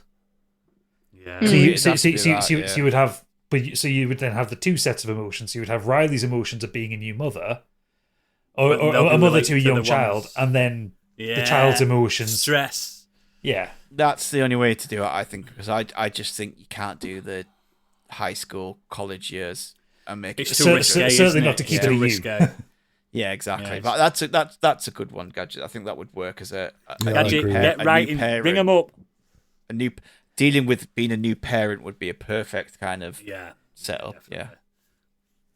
Awesome. I might do that. I'm really trying to I'm working on bonding with my daughter because I've not. Don't get me wrong, I've not been neglecting her, but we've not spent as much time as me and my lad have, and I'm conscious of that. And that's something like that'd be nice, wouldn't it? It's hard to juggle when you've got more than one. It's hard to juggle. I think little girls are probably more difficult too. With two girls to juggle, only like not. 2.5 years between each other, it's quite easy to just go, let's go see this new Pixar film. Yeah, they're all into the same thing. Yeah, my son's like 5 years older than his sister. Do you know what I mean? He's not. They are not arsed with each other's stuff. They do not talk to each other. They do not like each other one bit. So yeah, I might do that. Look, I'll have to blow the old moths off my wallet and spend some money on her. Creak it open. That's when anxiety hits you. When he opens his wallet, it's like the Ark of the fucking Covenant. all the emotions in his head are just going. Yeah, I've got a big emotion as well. It's called addiction, and he's a right bastard, and he's addicted to hoarding money as well. He's a right bastard, him. He basically looks like Sid Vicious. In my head. Is that all you've done, Stig, mate? That's it.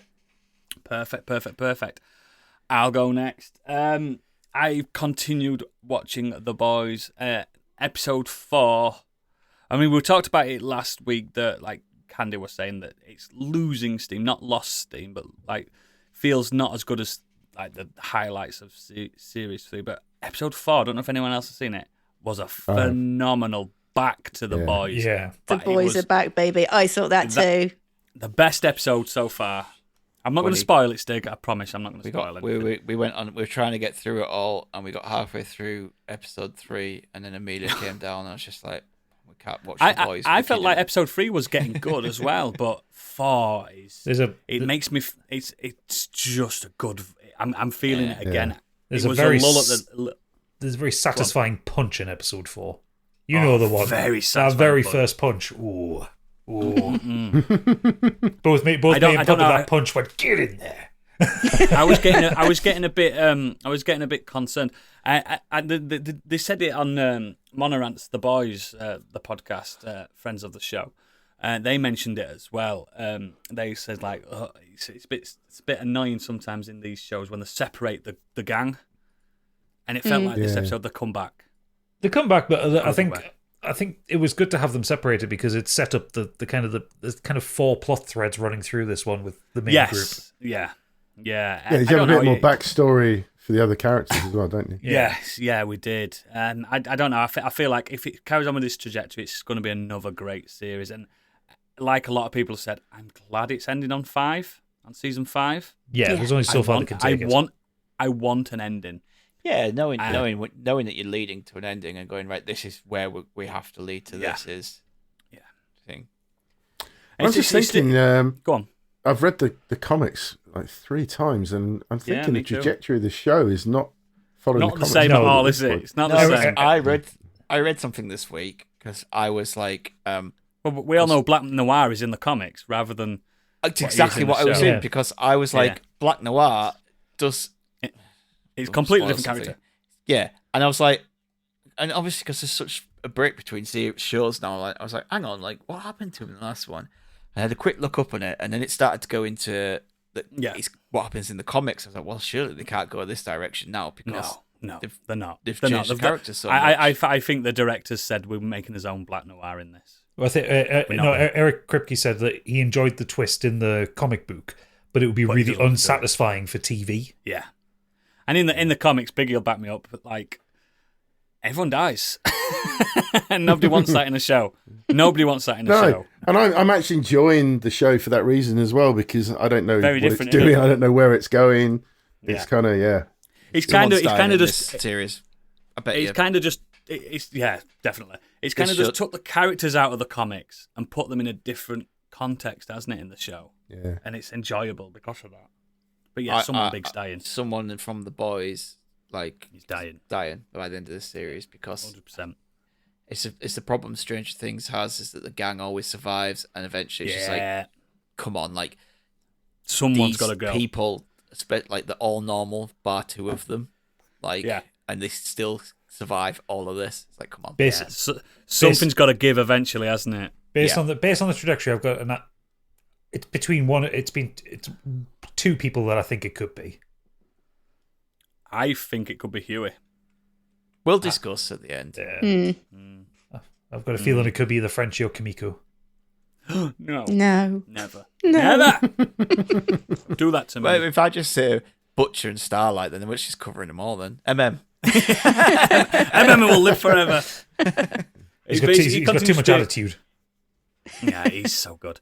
It continues to be great. And I'm not distracted by Starlight's new face as much as everyone else is. Everyone's really distracted by how she looks now. I was more distracted by MM's not having a beard. And then not having a beard. Having lost a bit of weight. He's lost a bit of weight. His muscle has definitely dropped a bit. But I don't distract with that kind of shit. The only time it's distracted with Starlight is when Pip pointed it out. When there's a scene in, I think, the second episode where they're on the courtroom steps and she's talking. And she said, the top lip's not moving at all. And I was like, fuck her, it's not. The problem is with this now, because she looks so different, if they have flashbacks, she ain't going to look like that.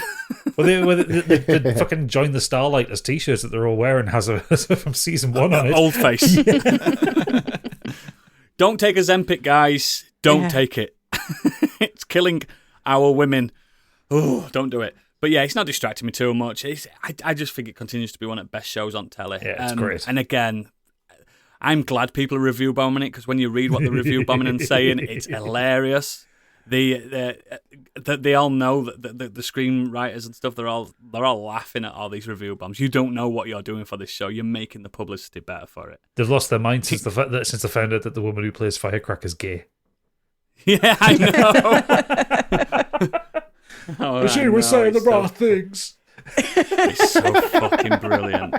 I still love that review when someone said, hang on, they're making Homelander a fascist now. I know I said it before, but it's the most hilarious thing I've ever read in my life. I'm like, are you fucking kidding? He's basically Aryan. Do you know what I mean? Hiding behind an American flag. He's the Vitruvian man. Anthony Starr was asked this week about meeting people in public, and he says, yeah, people are really surprised to find out he's nothing like Homelander in real life. Lovely. Well, sometimes. And they go, yeah, you're not like him. Drunk. He goes, yeah, I'm nothing like him. Yeah, he's a skinny little Australian twink in real life. Like physically, he really does look different though, doesn't he? Like, yeah, he's a little twink. He's a little skinny boy. Yeah. He wears glasses, he's got brown hair, a beard. Yeah. Yeah. Yeah. He's still very handsome though. But yeah, it continues to be great, but that's not the main thing I've done this week. Something dropped this week, didn't it, Gadget? Yeah, your Something balls. dropped so hard. No, they dropped years ago, decades ago. That's depressing as well. Something dropped so fucking hard on our laps. A little expansion for a game that me and Gadget crowned the game of the year when it came out. Elden Ring, Shadow of the Erdtree DLC. Never heard of it. Now, this bores people that are not into Elden Ring and Souls, but me and Gadget are well into them. We're well into them. We're ingrained. It's part of our psyche. Into them. It's on my skin. He's got it on his fucking arm. He loves this shit. He loves this shit. I love this shit. I'm quite ahead of Gadget. As you are. I'm wanting to do, as I always am, because I've got this superpower of concentration. ADHD. Hyperfocus. Yeah. Superpower. It's a superpower. I'm a soup. I'm about 5 hours into it. I've done the first Legacy dungeon. I'm 20 hours into it. Yeah. And I'm just approaching the second Legacy dungeon. So I've only done a couple of bosses in it yet. If you have played Elden Ring and you have completed Elden Ring, this is for you. If you have played Elden Ring for a bit and fancy jumping back in and going straight to the DLC, this is not for you. No, you have is to unkind. have completed the game. Like the last boss in Elden Ring, I won't spoil what it is in case you know. The last boss in Elden Ring is a mini boss in this DLC. There are some rough shit in this. So we open up in this Shadowlands. You walk out, you get on your horse, and you're greeted by an enemy that kicks your fucking ass straight away. And it's not even a named enemy; it's just a little. Have you seen them little wielding things? It kicks your ass, doesn't it? Oh, it absolutely ruined me. Like I walked out there and It jumps down and it stalks towards you quickly. So you're like, all right, get me shield up. Yeah. Get me sword ready. No, you don't care about your shield. And then he leaps in the air, starts spinning around, but because he's above you, your shield doesn't fucking work. So Doesn't do nothing. and like I'm at level like 189 or something at the minute. I've got a vast health You're higher bar. level than I am. And he You're took higher level than I am. 2/3 of my health bar off in one combo. I'm like, oh, okay, this is how we're playing. This is what you're doing, Now, Miyazaki. When you do enter this realm, you realise that this is not just a DLC level. This is a sequel. It's fucking massive. The opening, is the sequel. opening area is the size of the opening area in the main game. Yes. So I have got every map fragment in this. So in this game, you run around, you get map fragments, and you unlock the map. I know the full map now, Gadget. I'm not going to spoil anything for you. Miyazaki was lying when he said how big the world is. Yeah, it's bigger, He isn't was it? lying. I honestly think it's on par with the original map. It's So £35 fucking- well spent then. Yeah. Oh, mate. And I did that. I kind of did that on the main game as well. I went running around looking for map fragments just to get me bearings. I weren't killing anything, just running around. And the things I've seen just running around frighten me. I've run away from them. You know, I've come back to the start of the game. It's just the game is. I'm not going to lie, guys, it is difficult, but the game does something nice to make it easier. You can pick up these scooter tree seeds and buff yourself up. And if you're really low level, it buffs you up high enough to be able to kind of tackle what you're coming up against. But it's not about a battle of oppression anymore like the base game is. You can tank a lot in the base game, can't you, Gadget? You can tank a lot. You can. This is not about that. It's about thinking on your feet, and it's about learning a moveset on something in front of you. Like the game, people moan about Souls game. I don't like running about and collecting. This game, nearly every major boss in this DLC, there's a checkpoint next to it. I did like that when I got to the Divine Beast line thing. It knows that it's up the ante, so it doesn't want to annoy you. This game is not wasting your time. Every single big major boss I've come against has had a checkpoint next to it. An instant respawn, let's go again. And the fact that by the time you're reaching this DLC anyway, you should be at least 150 plus. Losing your souls means nothing to you anymore, because it's not about souls. Leveling up's going to do fuck all for you anymore. Yeah, and when you're at the point I'm at where it's like 250,000 souls to level up. Yeah, even killing a boss is not going to level you up. No. So it's not about that anymore. It's about learning, because your weapon's fully modded up by this point. You can't extend that. You can't prestige your weapon any higher. So you're hitting the maximum you can hit. It's about learning these enemies, and it's what makes me feel. It feels more like the original Dark Souls when it comes to the enemy encounters. Yeah, although actually, speaking of enemy encounters, I do have to say. Specifically to Hidetaka Miyazaki, because I know he listens. He does. Who the fuck approved the spider scorpions? They are gross. They are like fucking spiders. awful. They drop from the ceiling. They're worse than spiders. They skitter in from the side of things. They're furry. They're furry. They come in little swarms or really big fuckers. They come at a place where you wouldn't expect to see a giant spider scorpion thing. No. In fact, in my worst nightmares, I've never considered the prospect of a spider scorpion. No, they're horrible. And when you kill them, they scriel. Yeah. Oh. But then you go through the map Horrible. and you can hear the tick of them nearby. It's worse than the hands that were like Worse than the spiders. Way worse. Yeah. Way worse. Because these have got more fidelity to them. They look like they've put all the polygons into them. They look real, mate. Yeah. Because I don't know what they've done. I don't know. I keep going back from the new map and the old map, and I think this new map looks a lot better. I think graphically it looks insane. I don't think graphically it looks any better or worse. I think it's the art. I think it's just the skybox and stuff and the art. It's got a more detailed skybox. And I think there's just a stronger art direction, because everything in the main game was focused around having the Erdtree in the middle. Yeah, and this is not, is it? No, so it's darker, and it allows them to play with the colours more. Yeah, and weather effects and there's a day-night cycle that's a bit more apparent in this, isn't there, as well? Like like I remember like when you play the main game, there's an option on the grace points like to change time, and I never needed to use that. But on this, I do need to use it because fog creeps in on an early morning, and you can't see in front of you, so you have to like change the weather to.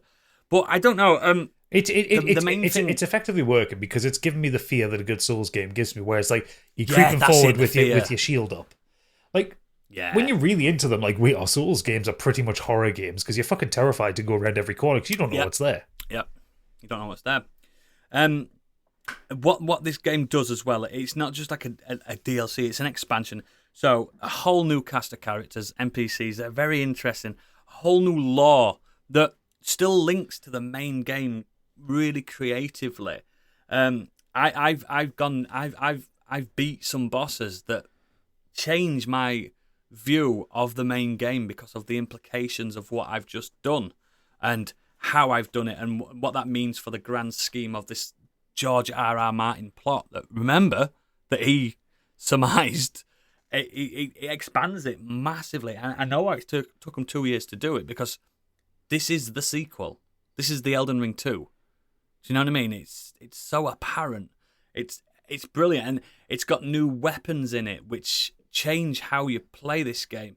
So mostly when you use weapons like Gadget's, he likes a great sword. Doesn't he? Oh, I love a great sword. This man, sword and board, and great swords. You're a tank. You stood there and you're letting the enemies come to you and you're whacking them. Now there's weapons in this game now that have got distance to them where you use a weapon and it moves, it propels the character forward. I showed you that Milady, didn't I? Yeah. That new weapon. It propels the character so it makes you a speedier, like nimble character, like the bosses are, spinning around and stuff. Like they can't hit me, man. They can't touch me. You know what I mean? I consider myself a little bit of an expert on this game. And I'm just nipping around. I'm killing bosses left, right, and center. I'm just blasting because of this. And then I'm finding new weapons. I won't spoil too much weapons because weapons is a big part of the discovery. But I'm finding weapons that completely change the moveset where you don't need weapons anymore. You can martial arts. Yeah, there's martial arts weapons, quote unquote. I've got a weapon that I've got a backwards flip button. I can flip backwards. I can dodge sideways, like diagonally. You couldn't dodge diagonally on the main game. Yeah, you can. You can only dodge. Well, you can, but you know what I mean. Like it's like sidestepping diagonally, like through, like it's weird. It's weird. It's hard to explain without spoiling anything, but it changes a lot of stuff up. And again, the game gives you these buffs that allow you to experience it. Most of the difficult bosses are optional, so you don't have to do that. But I don't know. I'm just in love with it again. I'm glad. Which come out at the right time for me, because if it came out quite quick after Elden Ring, I'd have been burnt out on it. Yeah. No, having like a 2-year gap's really helped. It's just fucking sensation. I prefer this map to the original game's map. I think it's more explorable. There's more secrets. It's the verticality, Gadget, when you get to some places. And again, it is a map where if you can see it, you can get there. I love that. It's perfect, and I'm nowhere near finishing it yet. I had a little joke in the Discord about saying I've completed it in 10 hours. No. I'm 20 hours in, and I'm nowhere near. I've not even gone through the main path yet. I'm just fucking scared of it. It's sensation. I'm glad you're enjoying it, Gadget, and I bet a lot of our listeners have played. But I can't stress this enough, and I am not gatekeeping at all. It's fucking hard. It really is. It's getting review bombed on Steam, isn't it, for that? Yeah, it's hard. And they're right. It is substantially harder than the main game. Substantially. Like, bear in mind, guys, I've played that main game. I was New Game Plus 9 at one point on one of my characters, so I'd beat the game 9 times. I think it still was not as hard as this. I think it's hard in the way that Sekiro is harder than Dark Souls. Like it's just you have to play it differently. That's what I was just about to say. You've got to reset your brain. You cannot tank shit anymore. You can't just be like, I've got more health than you. It don't work like that anymore. Like one of the first enemies you see, the big fire golems, you can't just beat them, can you, Gadget? You found that out. No, I found that out the hard way. I've killed all of them because there's a way. You've got to use your brain a little bit. You can't just attack them. There's ways to kill, and a lot of the bosses have got these ways to like circumnavigate the toughness. There's a lot of trick bosses as well, Gadget. You know, the good old Demon Souls trick. Oh bosses. yeah. It's just fucking. How do they do it? They just get me. From Software get me. Like coming back off Elden Ring, Armored Core. It's just fuck me. What can they do next? My only comment on this, by the sounds of it, is that one of my biggest issues with Dark Souls is the stress of the journey to get to a boss fight and repeat that if you keep dying. Dark Souls. But it sounds like this has got Elden Ring's not that. Checkpoints, which is Elden Ring's always a at good idea. checkpoint. So Elden Ring will either have the Site of Grace, the bonfire, Yeah. like within a room of the boss room, or it has these things called a stake America, and when you die in the boss room, you get the opportunity to either go back to the Site of Grace or respawn at the stake. Yeah. So with all your health back. Yeah, they have listened on that, like progressively. They know there's no boss runs on this. The games have gotten progressively better. Like if you played the Demon Souls PS5 remake, you will hate that because the boss runs are fucking horrific. The whole level is a boss run. Yeah, there's no bonfires in Demon Souls. So imagine a Dark Souls big hit, but with no bonfires. Yeah. So you have to beat the level in one run. That's difficult. That's why me and Gadget, when we play these games, we're like, this is piss easy. Yeah. We've been through it. We've lived through it. But Shadows of the Erdtree is not easy. Please do not think I'm really good at this game because it humbled me so fucking hard.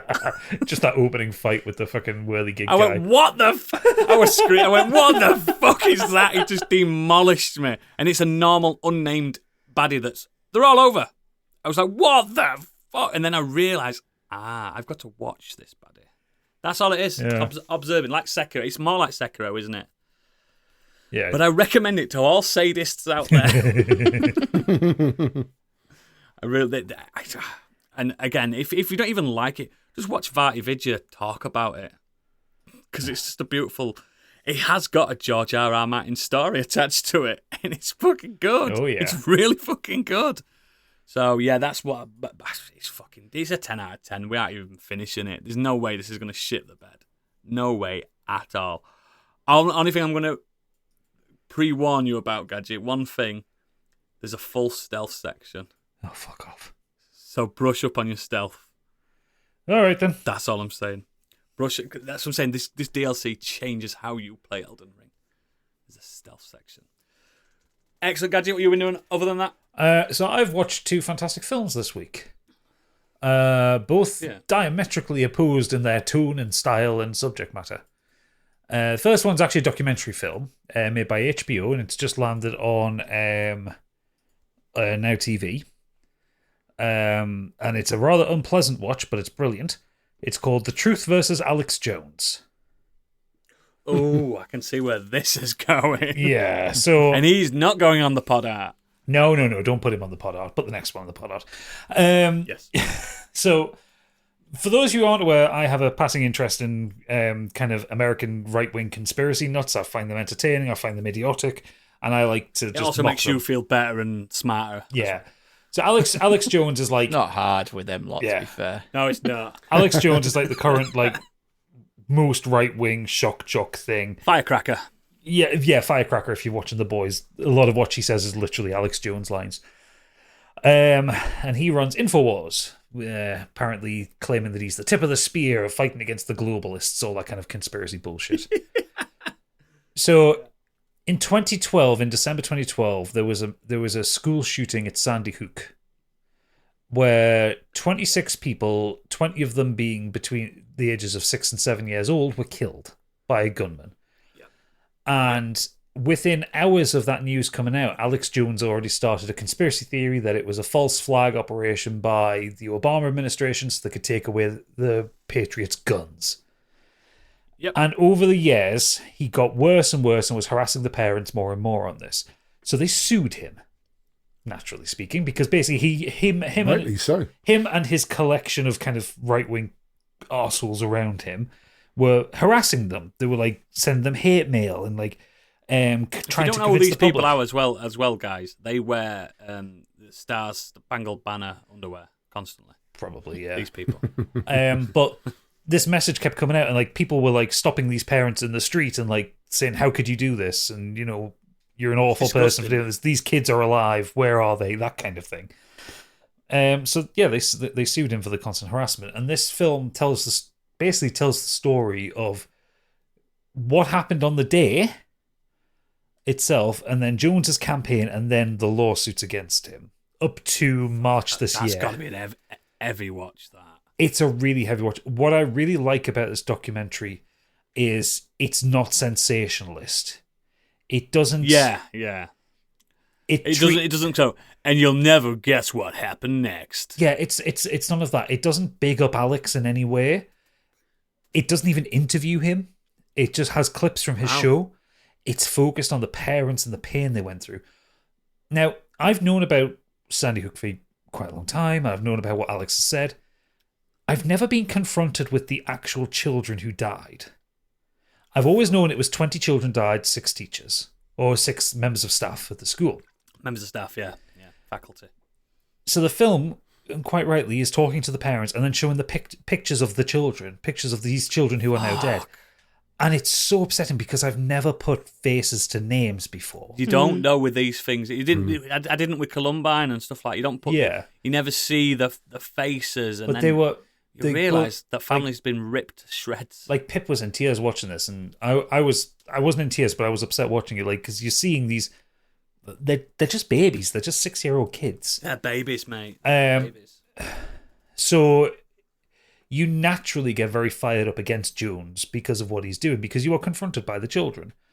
And thankfully that's only in the first third of the film. You don't really see much else about the children after that because it's all about the story of Jones and the parents, and the parents are amazing. Especially Neil Heslin and Scarlett Lewis, whose son was killed. Those two are fucking incredible. They're the ones that sued him in Texas and won the first judgment against him. Yeah.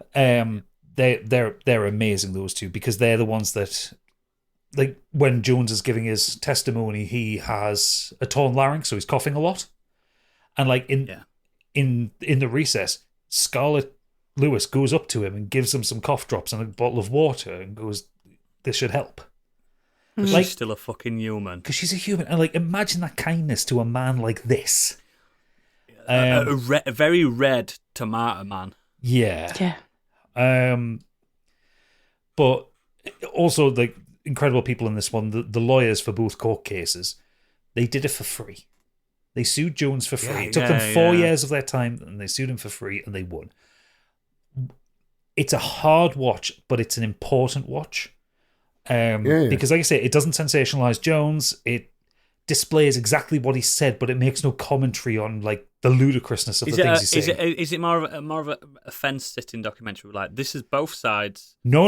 These are the facts. It's definitely on the side of the kids. It's definitely on the side of the kids and the parents. It lets Jones damn himself with his own words.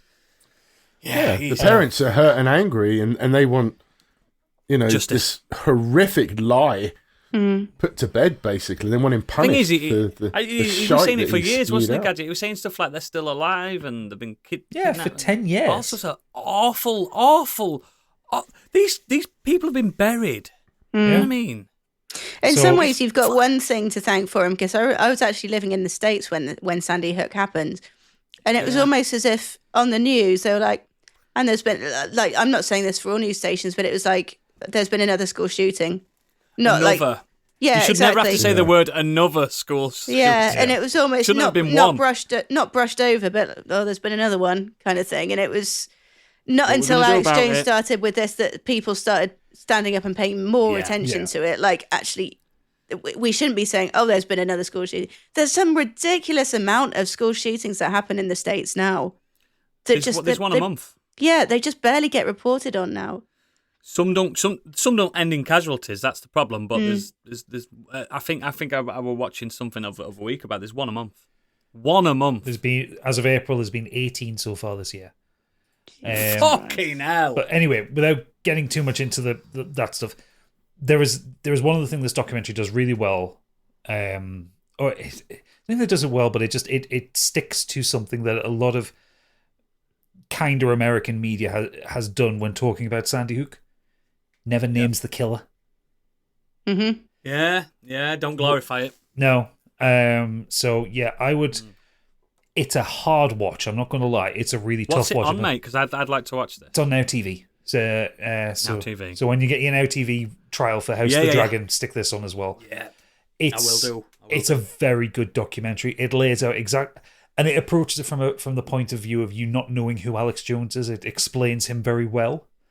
Like, I know more than the film communicates because I listen to Knowledge Fight and I'd listen to a lot of about Alex Jones. I'm not a big Michael Moore fan, but his Bowling for Columbine was a fantastic film. Yeah, that was a documentary on it. That was a great documentary, and this kind of has elements of that, but yeah, it's very much focused. I'm around... not a big Michael Moore fan because he does. Yeah, he's a bit of a glorify. Dick. Yeah. So anyway, we'll move on from the sublime to the ridiculous. Because the other thing I watched, which is also excellent, this can go on the cover. I watched Weird, the Al Yankovic story. Finally. Because it's now hit Amazon Prime, and you know what? It's fucking brilliant. So good, isn't I it? tried to tell you. I knew it would be.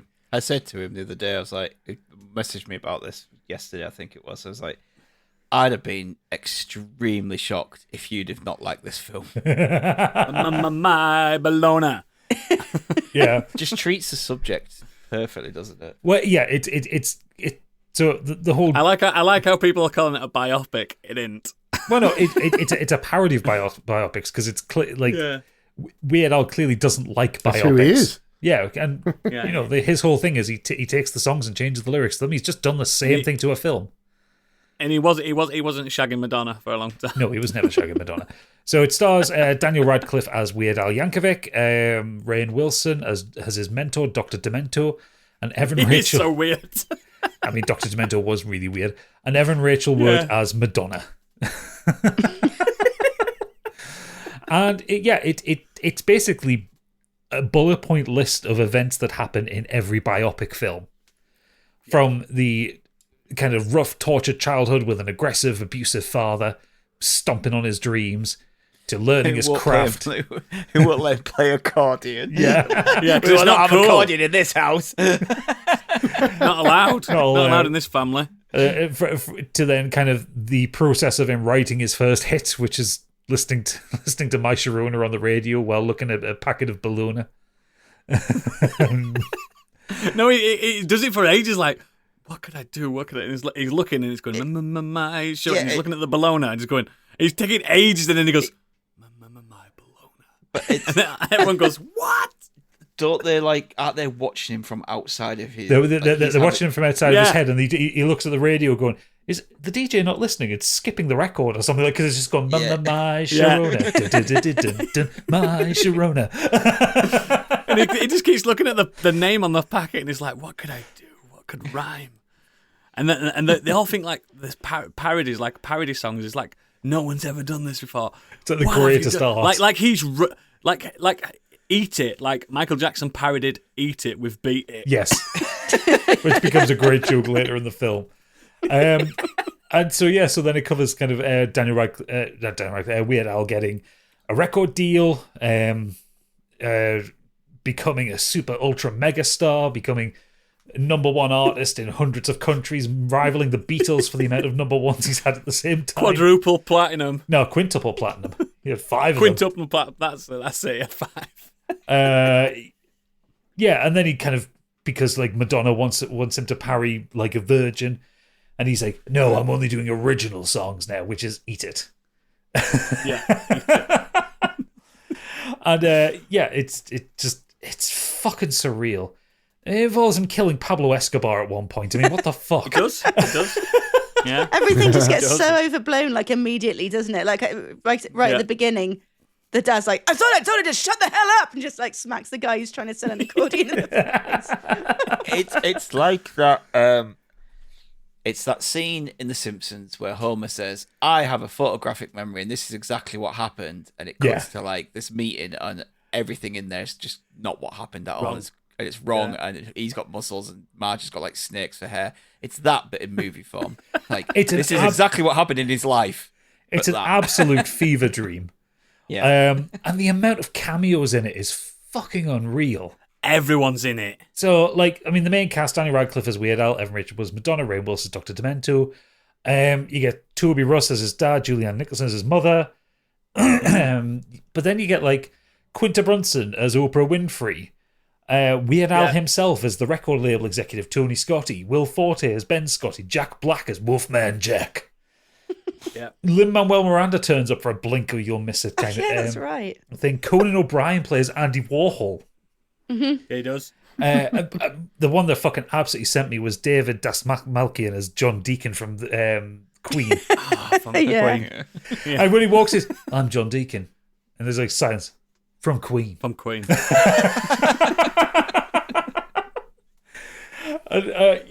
Oswalt's in there. Michael McKean. Josh Groban plays a waiter. Do you know what it is? It's the best parody of biopics since Dewey Cox. Yes. Because Dewey Cox is fucking brilliant as well. Because Dewey Cox is brilliant, but Dewey Cox tries to play it a bit more seriously. Seriously, It's yeah. like it's doing that kind of airplane style of humour, whereas but still that bit when you don't get hangovers, Dewey. You don't want none of this. Is Dewey Cox a bit like is it Don't Stop Popping Pop Star? Yeah, never stopping. Yeah, Pop star. That's a parody of a bit of a. It's fucking. That's good enough. The Lonely Island one. That's really good as well. I think this film also just confirms just what a fucking legend Daniel Radcliffe is. Like Brilliant, isn't it? You for the longest time you thought, oh, he's the kid from Harry Potter. Like you never really cared about him that much, and then he's started doing weirder and weirder films. And the fact that he won a Tony this week. he did, yeah, like Last week, yeah. he's proper grown into his own bizarre actor. In like a month's space, I watched him in the last Harry Potter film. Then I watched him in Guns Akimbo. Then Imperium. then Weird Al. Imperium was great as well. Mental. Yeah, he played a skinhead in Imperium. Yeah. Do you know what I mean? The thing is, And he's then kind of leaning in, like he knows he's never going to be the kind of main handsome leading man because he just doesn't have the stature for it. But what he does He's do too is small, yeah. weird, really fucking well. Yeah. Have you seen Swiss Army Man? Where he just When plays he's just farting. he just plays a corpse. He's just farting all the way through it. I think also with this film, just I love the scale up of the chaos as it goes on. Like It's non-stop. It's non-stop, but the film seeds like stupider and stupider ideas into like the whole idea that Weird Al wrote "Eat It," which then Michael Jackson parodied. And you get a scene where he's performing Amish Paradise on stage at one point, and you see like a shot of Coolio like tenting his fingers. I think it's brilliant. Yeah, it's a fantastic film. It's a stupid film. It's well made. Obviously, I love it from the perspective. I love Weird Al's music. I love the fucking bizarre parodies that he does. Like, Yeah. and that he leans in that with his early ones being the really stupid ones, like My Bologna, I Love Rocky Road, another one Rides the Bus. You know, really Another stupid one songs. rides the bus. Like, in the grand scheme of things, they're not the most clever parodies he's ever written. He's written some much more clever ones. Basically what Biggie does every week. Yeah. It's what he does every week on the news. So, In film form. yeah, I think just seek it out. It's really, really good. Everyone's fantastic in it. It's really good. And it is a fucking fever dream. Yeah, get stoned before you watch it. That's a tip. I did. Yeah. Excellent. What have our Weird Al listeners been doing this week? Well, we had a bunch of weirdos write in. First of all, Mike Halstead says, first of all, I'd like to apologise to Candy for last week's Project Hail Mary mix-up. Oh, that's quite all right. It's fine. Shit's all kicking You're off in that forgiven. now, and I would say it's one of my favourite books from the last 5 years. Wow. Really I've cool. got to read this, haven't I? You do? Oh, No, you got to listen to it. Listen to it. Listen to it. Audible. Oh, Yeah, you said it's better, didn't you? For whatever reason, like I mean, the stuff that they do in it, which is great, but it just works so Okay, so I well will. as an audiobook. Is it on Spotify? No, Audible exclusive. Fuck. He goes on to say, more Baldur's Gate 3. And me and Beck have been watching The Rookie. Yes, I know it's another police show, but we like them. Nathan Fillion plays a 45-year-old who joins the LAPD and gets a lot of shit for being old and a rookie. But he's brilliant in it. Oh yeah, and the footy, lads, etc. Yeah. Talk about football. Shite. Unless we win by the time this comes out. Great. No, we'll be kicked out by this time. Mr. Worldwide himself, Planty, has come in and says, "Hi, Biggie. Here's my feedback for this week. Biggie, mate. It's my feedback." It's been a couple. It's been Nice of him to do it properly. Yeah, it's been a couple of weeks, and we're having a week off the main show because I'm sad. But Joe from Hallmark of Greatness is on Little Facts and Lies, telling me about White Rabbit by Jefferson Airplane. Psst! It's about the drugs. One pill makes you smaller. And what's that? I could keep going. I love that song. Please don't. As for the cinema, we managed to make it to Furiosa before Sony fucked it and removed it from circulation. I loved it. Yeah, already, yeah. Fuck. I loved it. Utterly loved it. 5 out of 5 for utter fucking mental Miller movie. I haven't anything to say that you haven't already heard, so instead here's a list of my favourite characters. Camp Hemsworth. Mediocre Joe. Rictus. I hardly knew us. Get your scrotus, you've pulled. Anyway, gotta go. Need to unpack my schlanger. Yeah, man. Xenos has said, not much to report this week. I've been playing more Destiny. Nothing to add, just enjoying the expansion. I'm watching friends play Shadow of the Erdtree. I haven't bought it myself. I'm waiting for the co-op mod to finish their update. And Warframe has dropped another update with a thoroughly unexpected lore bomb. I won't try to explain, but it's raised a lot of questions and answered almost none. Next week, however, I'll be 3 days into Final Fantasy XIV's new expansion. That's probably not enough to have finished it, so expect me to be partway through and utterly bamboozled by plot development so far.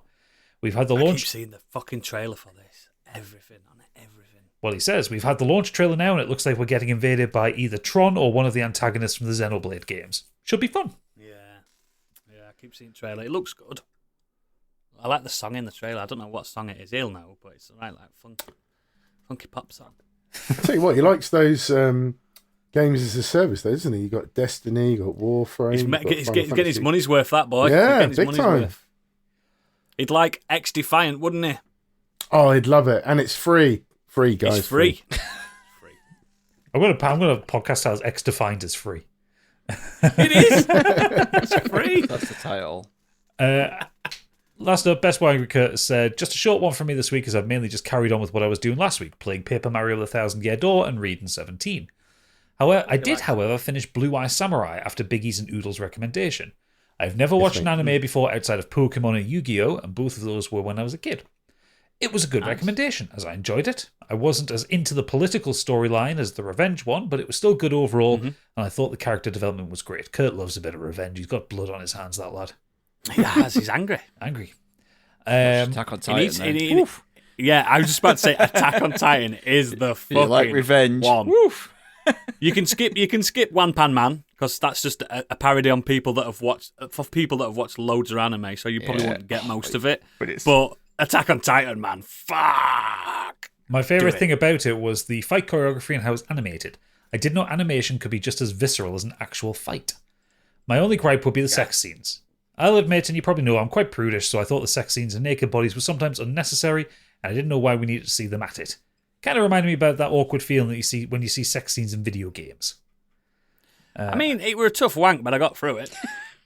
It's always a bit weird where...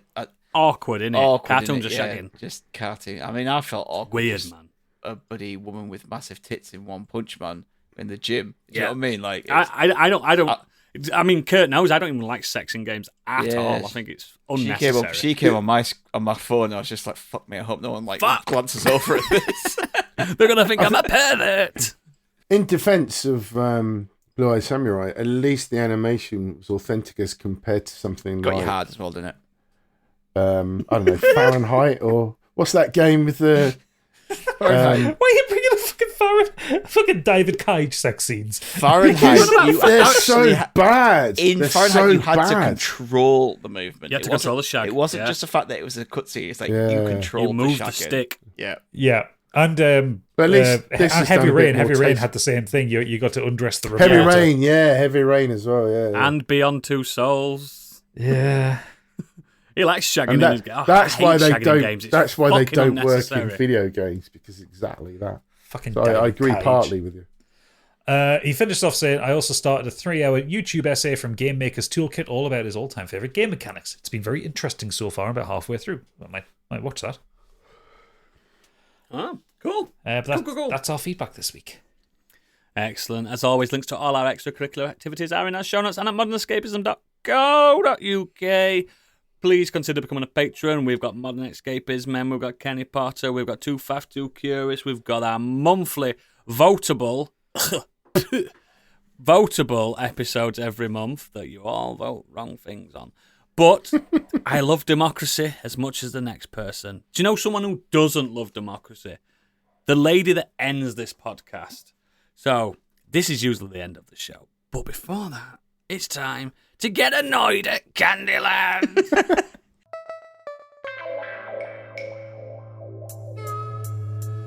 And now, what's up in Candyland?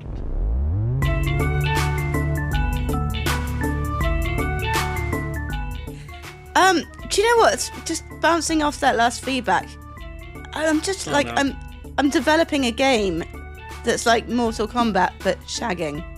Like you got all your finishing moves and everything. Mortal Kombat. Finish him. Finish him, exactly. Finish it off. That needs a bit more time in the oven, so that might be Candyland next week.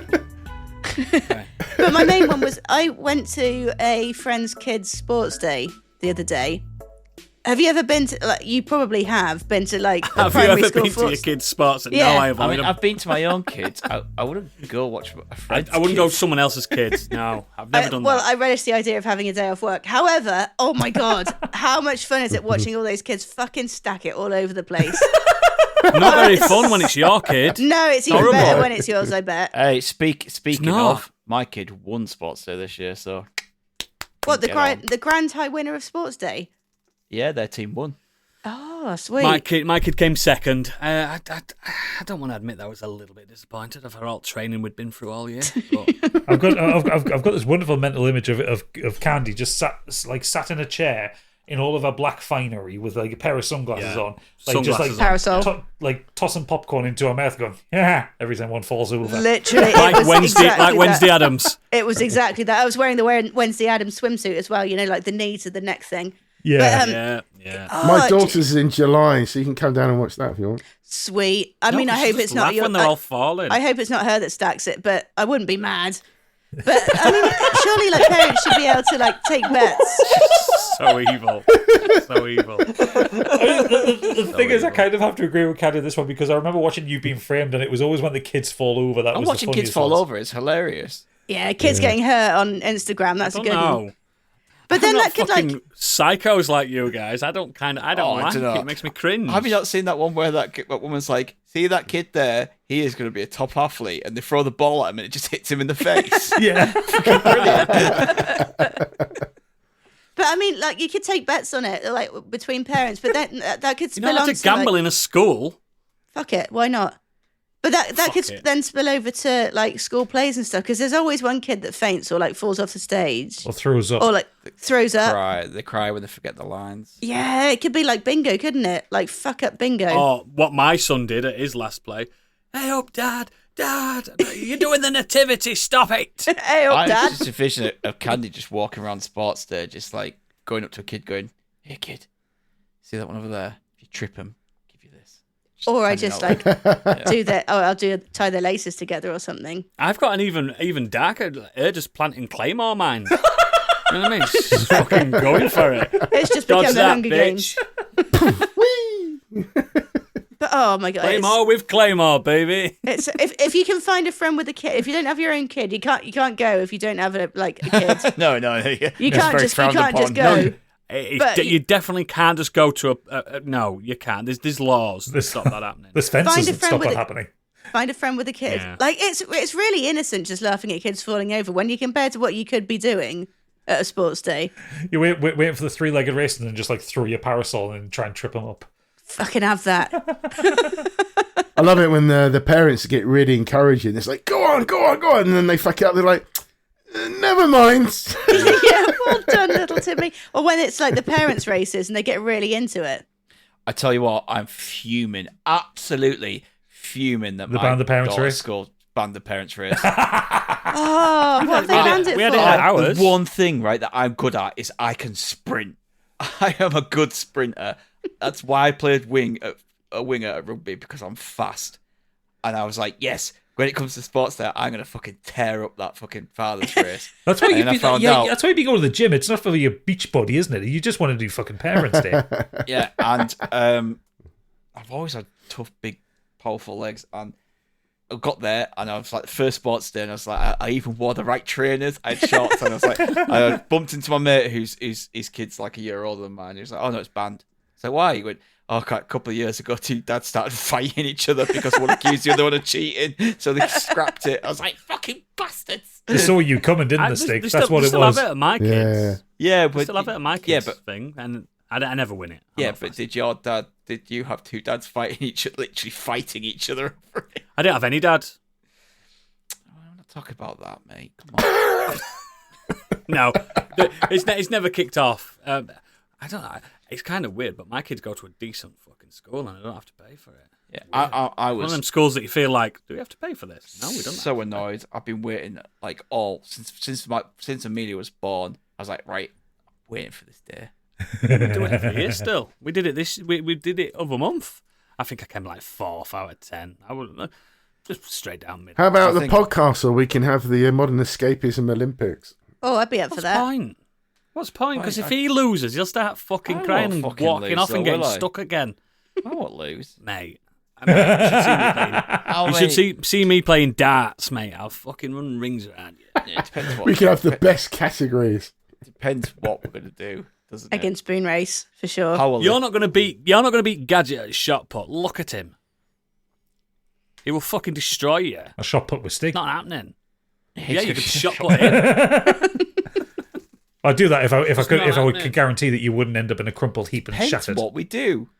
If we do running, Arm wrestling. I'd smash you out. Oh, you're all doomed if you're Fuck arm wrestling me. off, mate, I'm a right spindle little fucker. No, arm you wrestling. fuck. About Thumb Wars. Now, Thumb doing wars, thumb wars with I'm you, you shit got to at hold that. those fucking tattoo machines all the fucking time. Yeah, You got, exactly. I you got got well thumbs like tree thumbs. trunks. Yeah, She'd boy. probably I bet she'd turn up with like extended nails on as well. Exactly. Claws. Egg and spoon race. We're going to do one of them. Yeah. That's the ultimate game. And then we'll just do some Squid Game type shit where we've got to lick cookies or something. Spin round the pole and then kick a goal What's or something. that? Well, you put the pole down, you spin round it, and then you got to go and kick the ball into the goal. I've never done that one. Yeah, you're so dizzy you can't focus on the ball and Accurate. hit it. I think the garden race, might yes. be big enough. In the Oh, We'll do just you have know a what? penalty Sack- shoot. We'll sack just have a race was penalty my shootout. specialty. egg and spoon race, sack race, through like wheelbarrow. Pizza handle tossing. I'm up for wheelbarrows with anyone, I'm just saying. I bet you bloody are. And she's like, hang on, we're doing wheelbarrows. Let me just go put my skirt Let on. me just take my necks off. I think we might stray from Candy's original thing. No, Well, actually, that's her kind of original brought thing it is back to laughing the- at kids. Well, it's kind of brought it back to the sexy Mortal Kombat, so it's all right. Right, we're nipping it there. So if you have got a child, please hit up Candy so she can come and watch them stack it at their sports race. She probably will pay you Yeah, and tattoo some at kids for you. yeah. I'm not a cheapo. She's not. Thanks for Big listening. loser We'll written see on the- their head. We'll see the patrons in the agreement, but for everyone else, this is the end of the line for you. Goodbye. Bye. Go Scotland.